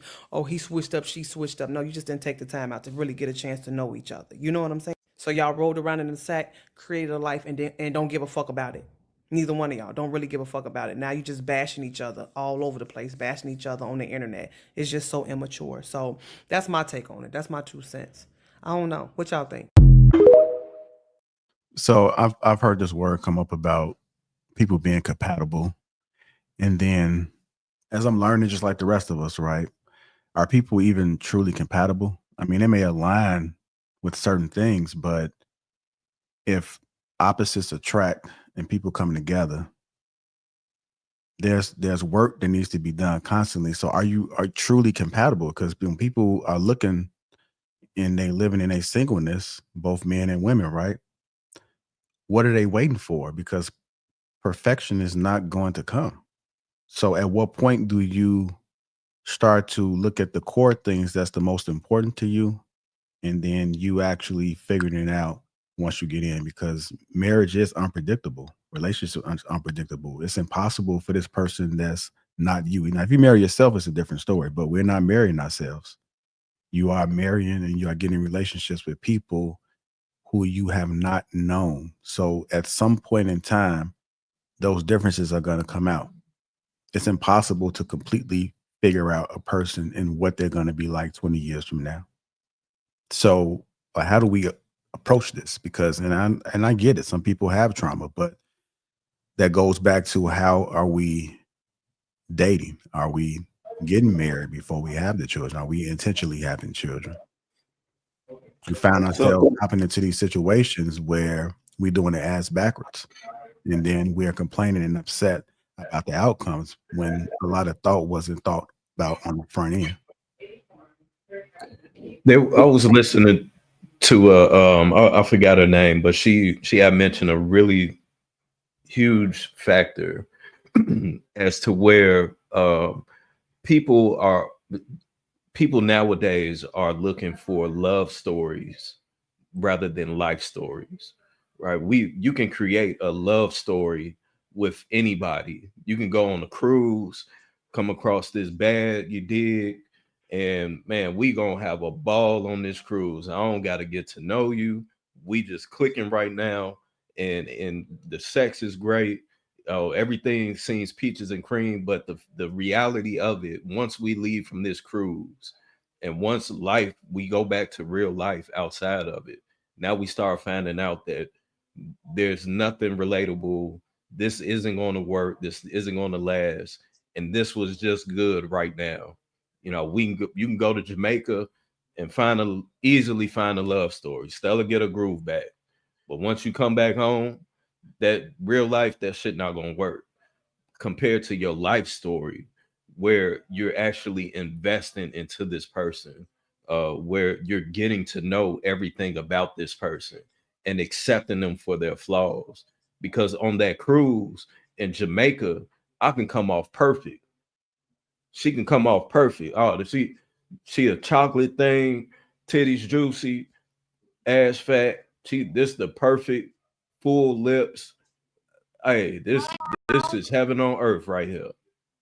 But as soon as we get back to the crib and I get on the phone with her, man, this broad is a bird brain, right? So now what do you get out of that aside from that love story compared to finding someone that checks the boxes and accepting them with their flaws? Our biggest downfall, I believe now, is that people are looking for that perfect person. Just how Mistaken said that I'm gonna stay single until I find this perfect person. That's a flaw because nobody is perfect. You saying that, not Mistaken saying that, but the person saying that, you're not perfect. You damn near can't deal with yourself.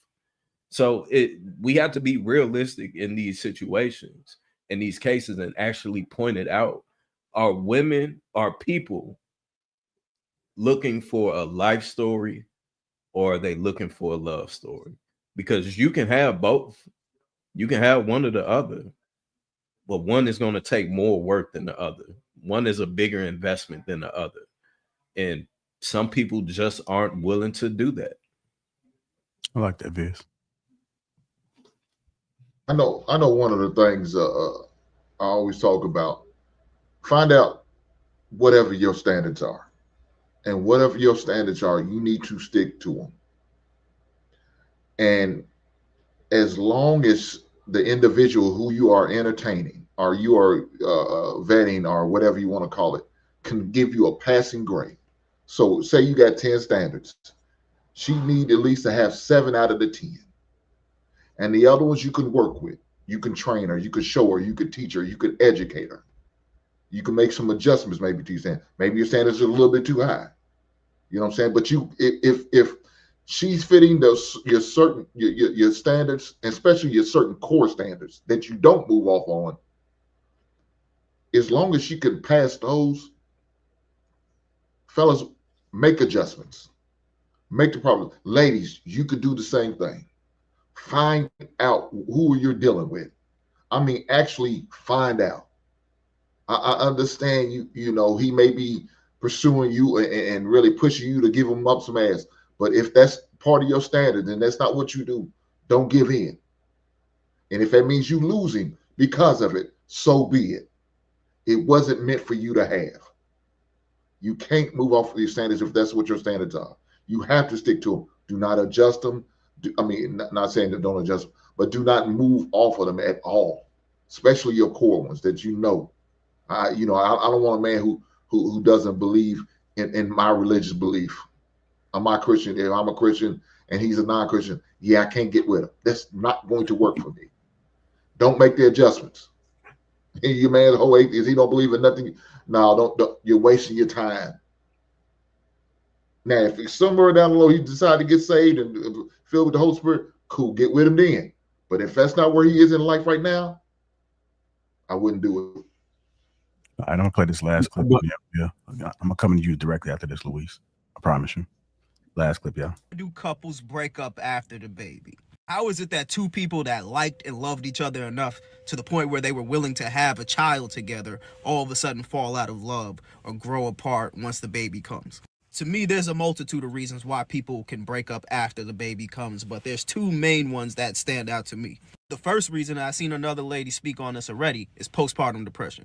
Postpartum depression is a monster, and that girl that you fell in love with, that you decided to have children with, she's not going to be there for a minute. The only way you make it through that is just by being supportive to your wife, doing whatever she needs you to do. She's going through something that she can't even explain.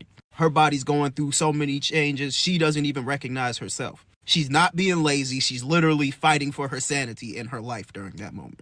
So you really just have to be supportive as the husband or the boyfriend. But what happens is a lot of men are just fucking selfish. They're not trying to understand what's going on with her. They're not being supportive. They're only concerned about their needs that aren't being met. So what do? They go out and cheat. And that's the beginning of the end of that relationship. The other way is just as common, and people don't even realize what's happening until it's too late. And that's just simply getting caught up in the rat race of life.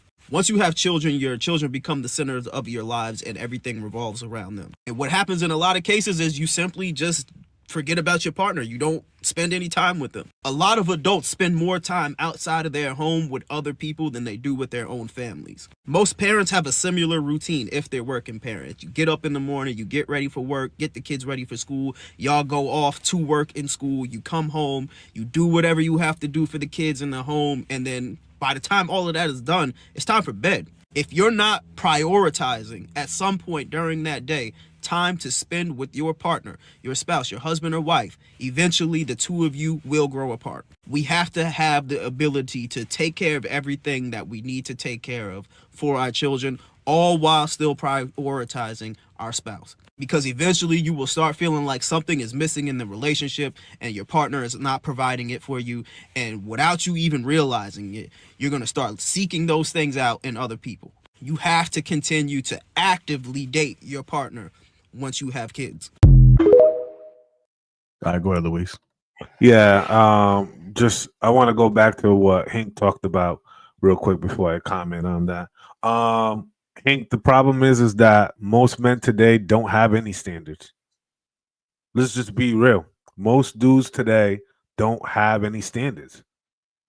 We talk about standards and we talk about having non-negotiables and stuff like that, but most dudes out here do not stand 10 toes on their square. They don't adhere to the values in which they be spewing, and they just don't really stand on principle. You know, that's really the biggest issue. And you want to know why? Because most dudes spend way too much time trying to negotiate with women. Dudes spend way too much time trying to negotiate with women about certain things that they know that they can't hear.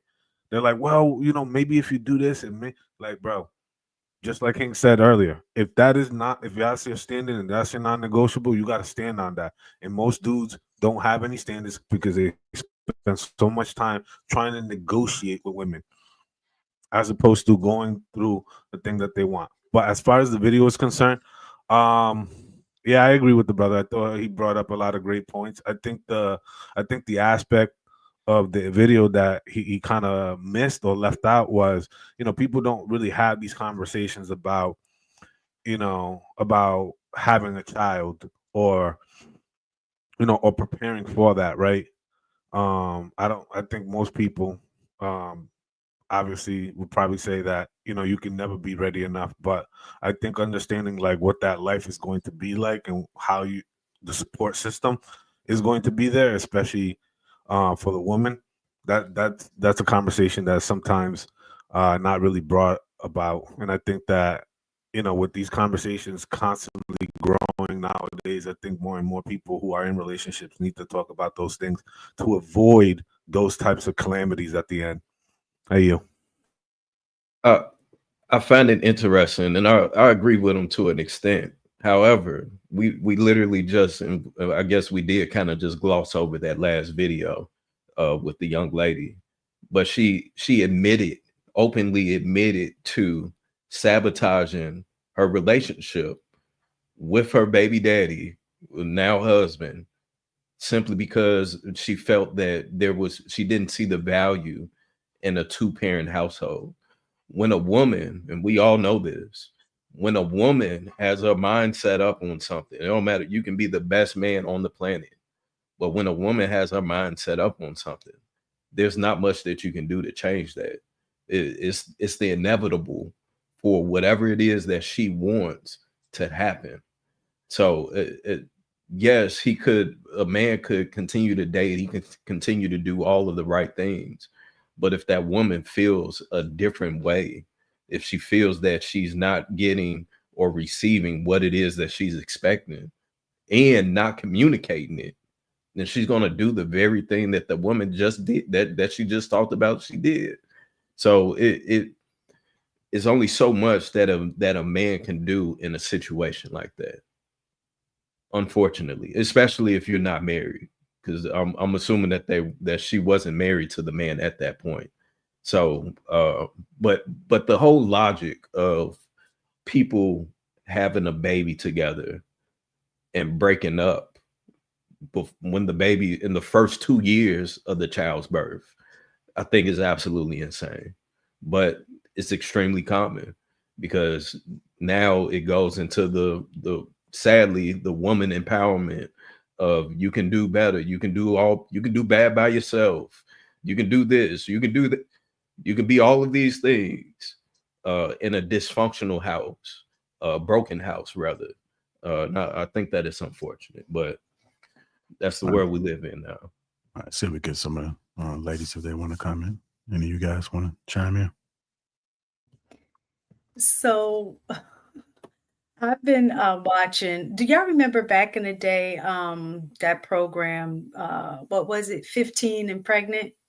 Like years ago, it used to be out. So they got like an I think updated it was 16. Was it 16 16 and pregnant? 16 Pregnant, and pregnant. right? Yeah, it was on like So they, MTV.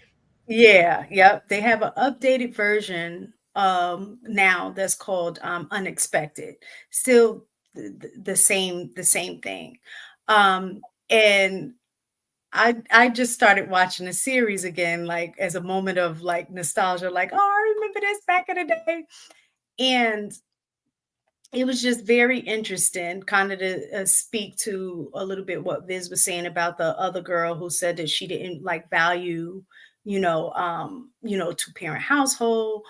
One of the things that I did see is the generational aspect of being young and pregnant, right? It was one couple on there who had 5 generations of being pregnant young, like around 15, 16. And as I'm watching each episode, I was just seeing a pattern of things like that, being that young and being single, or just not having, growing up in a single household, dad not being there, things like that. And on one of the episodes, it had spoke to that. Like, I wanted to make sure that, I get married and have my son's fathers there. And the mom was just like, well, I just feel like you don't have to have a man there. And it just kind of shocked me because I'm like, okay, now I kind of get an idea of what the guys were saying about how, like, what single women keep women single. And I think that mindset around you could do it by yourself. You have me here, like that encouragement of, you can raise a child by yourself. I had noticed that as well. But the flip side, the other side of that, that I also noticed is I think the first 2 years is very difficult. What she spoke to, the postpartum part, I think men don't really know what to do. And women at that time can't explain really what they need because they really don't know what's going on with themselves either, right? So that supportive part is very important. But if you as a man don't know what support look like, it's hard to do that, right? So I think that is where and that's not like a dig or a blame, but I think that is where it's important for men to be around other men to see what that looks like. So if you don't have a man in the house and other men are able to see what that looks like, it's hard to do something that you don't know what it is.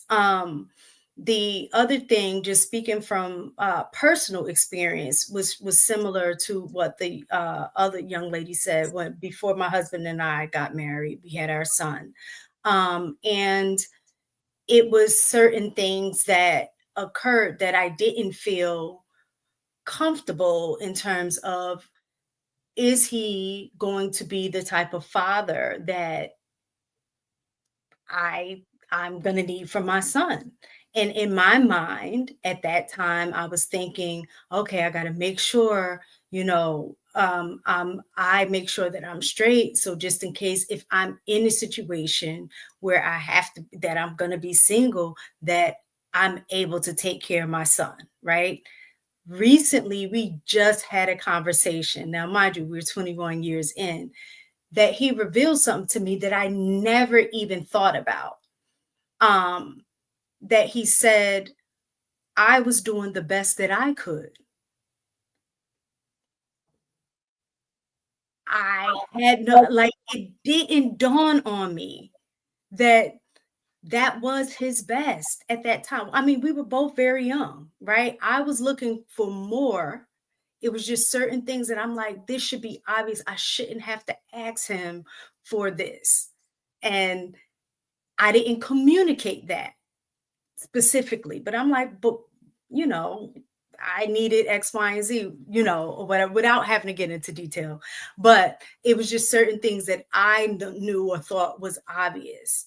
But what he explained to me in our conversation, it was, I was doing the best that I could. I thought I was doing a good job. And you made a decision based on something that didn't consider me. It was about you and our son. But here I am thinking I'm doing a great job, doing the best that I could. And that decision affected me. And it just bringing myself back to that young 21-year-old self, it never dawned on me. And like I said, now my son's 25. So 25 years later, I'm apologizing for something that happened 24 years ago because it hurt my spirit. It hurt me because it pulled me back in that time to know what I was thinking and feeling in that moment, that I had to apologize to him because I was like, I was thinking about me and our son. And in that moment, it did not include you. So I had to apologize for that. So I do think what I think Hank or Viz was saying earlier, it's about one of those standards of like not, what Hank was talking about is communication has to be one of those like bound like what did he say? Your standards that you're gonna have to have effective communication.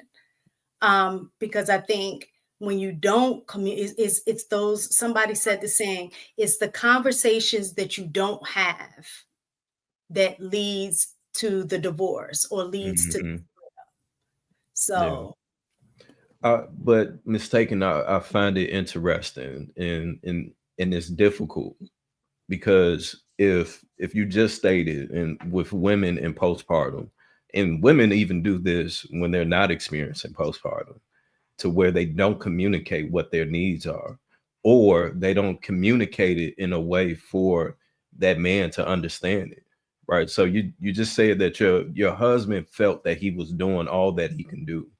However, you felt otherwise. But until whatever point that was communicated, he didn't know that. He thought he was doing the right thing, right? But women, I think men, and I wouldn't say by default, but at some point, once you get into your 20s, men understand if you're on your menstrual, right? Already your emotions gonna be like this. Even when you're not on your menstrual, this is gonna be like this. So men are constantly doing this juggle for women in order to appease them. So once you do get into this postpartum point, and it's like, okay, I'm assuming that what I'm doing is the right thing because she's not saying that she needs something different, or she doesn't even know what she needs in this point. So in that circumstance, what is it that men are supposed to do? I would say just it's the same thing in terms of you asking us to communicate. I think sometimes we need you guys to initiate, right? So some of that initiation is communicating to us like, babe, I see that you're going through something. I don't know exactly what it is. What do you need from me? That's it. Sometimes it just takes that to know that you're noticing. But you just said that you expected for him to know what you needed. You shouldn't have to Well, say it. after the conversation him and I had, like I said, 25 years later, when I broke it down, he was like, I understand. He said, I give it up. He said, I understand why you felt the way that you did and you made the decision that you did. He said, because now it does. It seems absolutely obvious. And I should have. But he was like, we were young. And again, you live and you learn. Both of us were in a space where both of us were young. Both of us were learning and going through that process of learning, right? But yeah, it was very obvious. And he was just like, yeah, I don't know what I was thinking in that moment, and that's all he could say, right? I don't think that that's the situation all the time, because even when I was pregnant, he caught me just crying on the toilet, right? I was like, well, he was like, what's wrong? What's going on? What are you crying for? He's, ready to fix it. And I was like, I don't know. And he's just like, what do you mean you don't know? And I was like, I don't know. And he was like, are you crazy? And that just made it worse, what I'm saying? So again, it's the not understanding. I couldn't explain it. He couldn't understand it. But saying I'm crazy didn't make the situation good, right? That's fair. So it's just like, I guess in part of the vetting process is, how do you vet for things like that? I guess it's kind of my question is because you don't know how to vet somebody for unexpected situations. Like, how do you handle unexpected situations like pregnancy and women, hormones all over the place and being crazy? Is you can't, like, how does one vet for that as a woman? I don't know if that's a question for women though, right? Because women No, are I'm the ones. asking you Oh, as a man, well, from a man's perspective, from a given man's a woman, perspective, if I'm dating as a woman, what do I need to be looking for from a man to see if he would be able to handle like a situation like that? What should I be vetting? What should I be looking for? I mean, I would say in that case, those are just basic leadership skills. Now, I think the conflicting part with that is most leaders, and I would assume most men in those situations, we're looking to fix it. You sitting on the toilet, damn, babe, what's wrong? I don't know. How can I fix that? Damn, what's wrong with you? Are you losing you losing your marbles? You know what I'm saying? What's the problem? But women would follow up and say that sometimes we don't want y'all to fix it. We just want y'all to listen. Right. So now we're again doing this yo-yo of am I supposed to be listening right now, or am I supposed to be fixing the situation? So I think for men it's for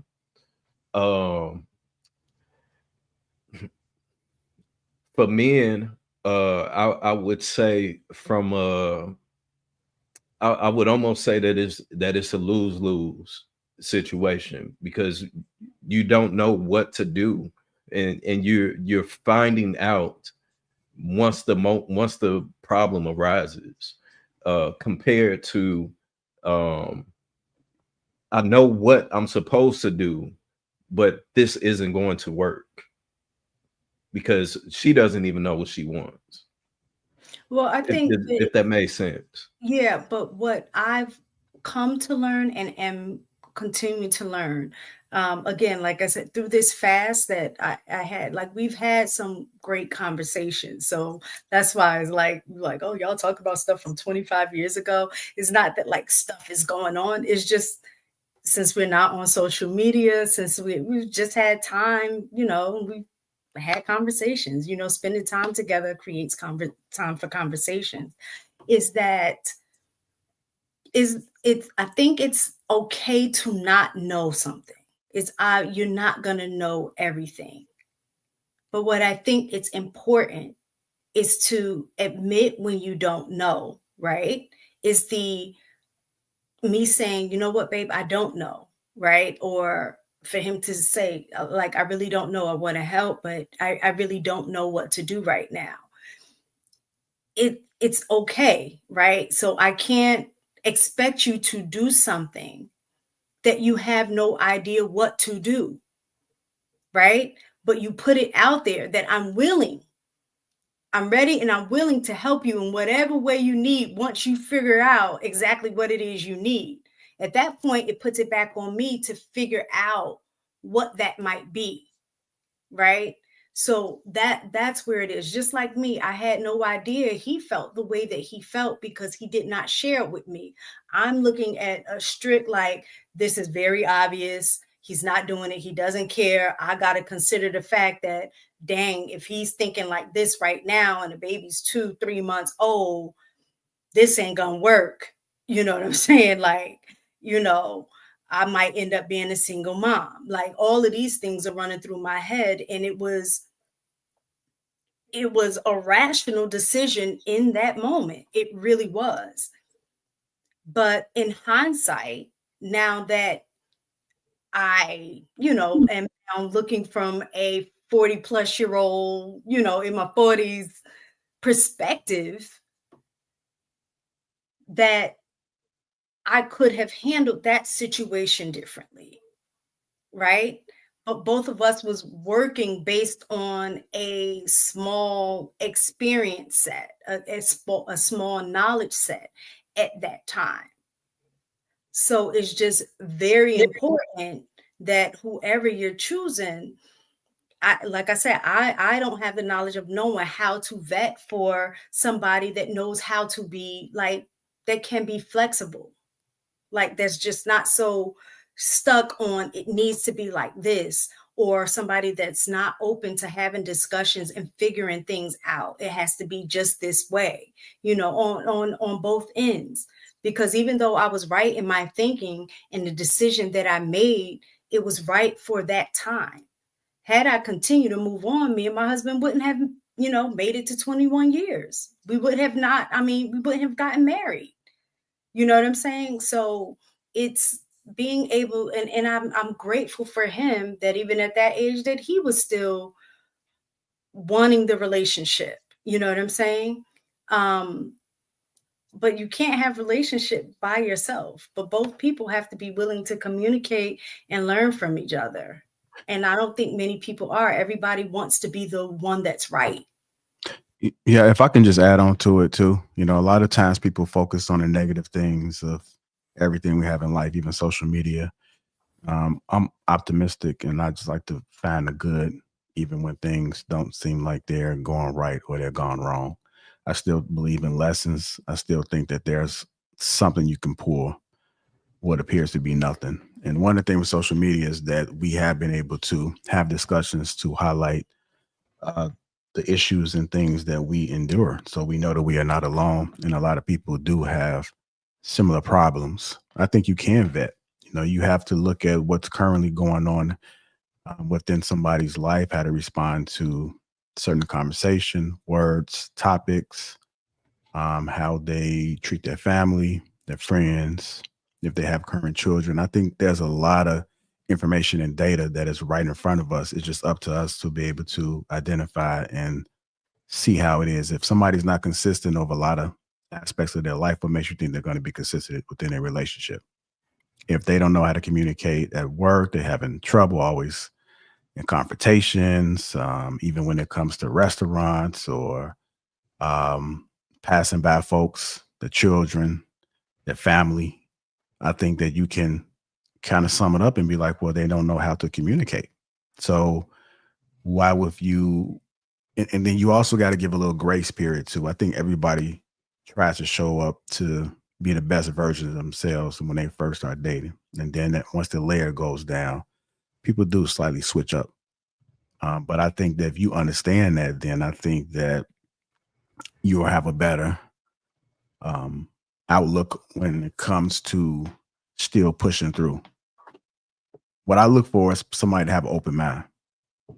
They got to be open to be able to receive and be able to listen. If you got somebody that just talks and they don't listen, that might be a good indication that this person is not going to value what you're saying, because they spend most of their time trying to talk and see if they actively listening. Because if they've been talking for 7 minutes and they don't realize that they've been talking for 7 minutes, and you say you may say like 1 minute and 30 seconds of something, and then they didn't respond to anything that you said, and then they go back on their preaching sermon, they're not going to listen to you.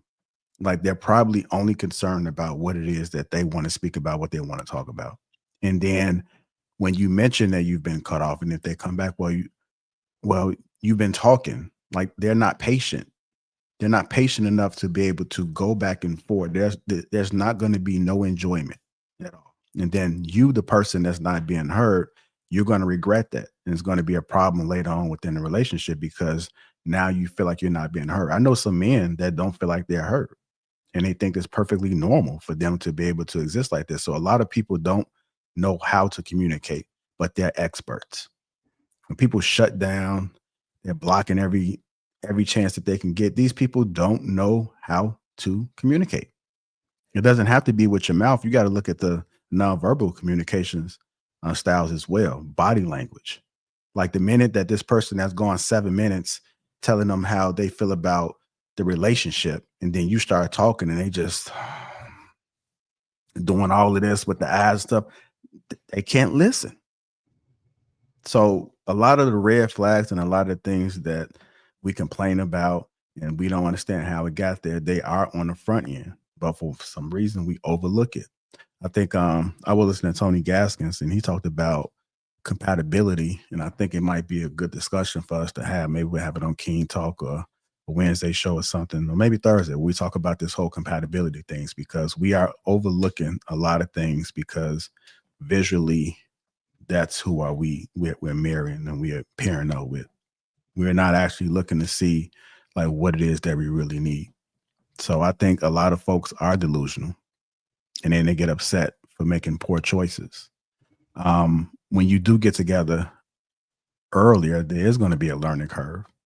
Like, you guys don't know stuff, so you guys are going to endure some things that together that you guys may not have imagined, because you are so young. So there is an advantage there. But if you understand that you guys are young, you're going to have probably more growing pains. When you get with somebody that's older, they're stuck in their ways. You know, it's going to be harder to get that person to see something because they've been doing it for so long. And don't let them be hurt. Depending on how many times they've been hurt, that change is not good. It's going to be difficult for them to change. So if people are more realistic about dating and the expectations, then I think that we'll have better results. But until then, we're just going to be circling around, complaining. We all going to be delusional, because I see both men and women. I think they all are out here just suffering. Everybody think they know everything. Everybody want to point the finger. But it's very rare for people to hold themselves accountable. It's very rare for people to apologize. It's very rare for people to listen. It's very rare for people to be consistent. This is the world. It's always been that way. To this day, people are amazed at how consistent I seem to be no matter what. I have a bunch of bad days. Some days I'm struggling just like y'all are. But I just still keep pushing through. And don't make any excuses because it's not going to get you nowhere. So as we near, man, because it's about that time, let me go ahead and get to this last super chat. The Curly Scholar says, good discussion. I'm 29 and single and taking notes. Again, thank you, Curly Scholar. I did give you a shout out in the chat as well. Welcome. I'm glad you are able to gain some knowledge that you can apply. Any final thoughts real quick? Anybody want to say anything before we get up out of here?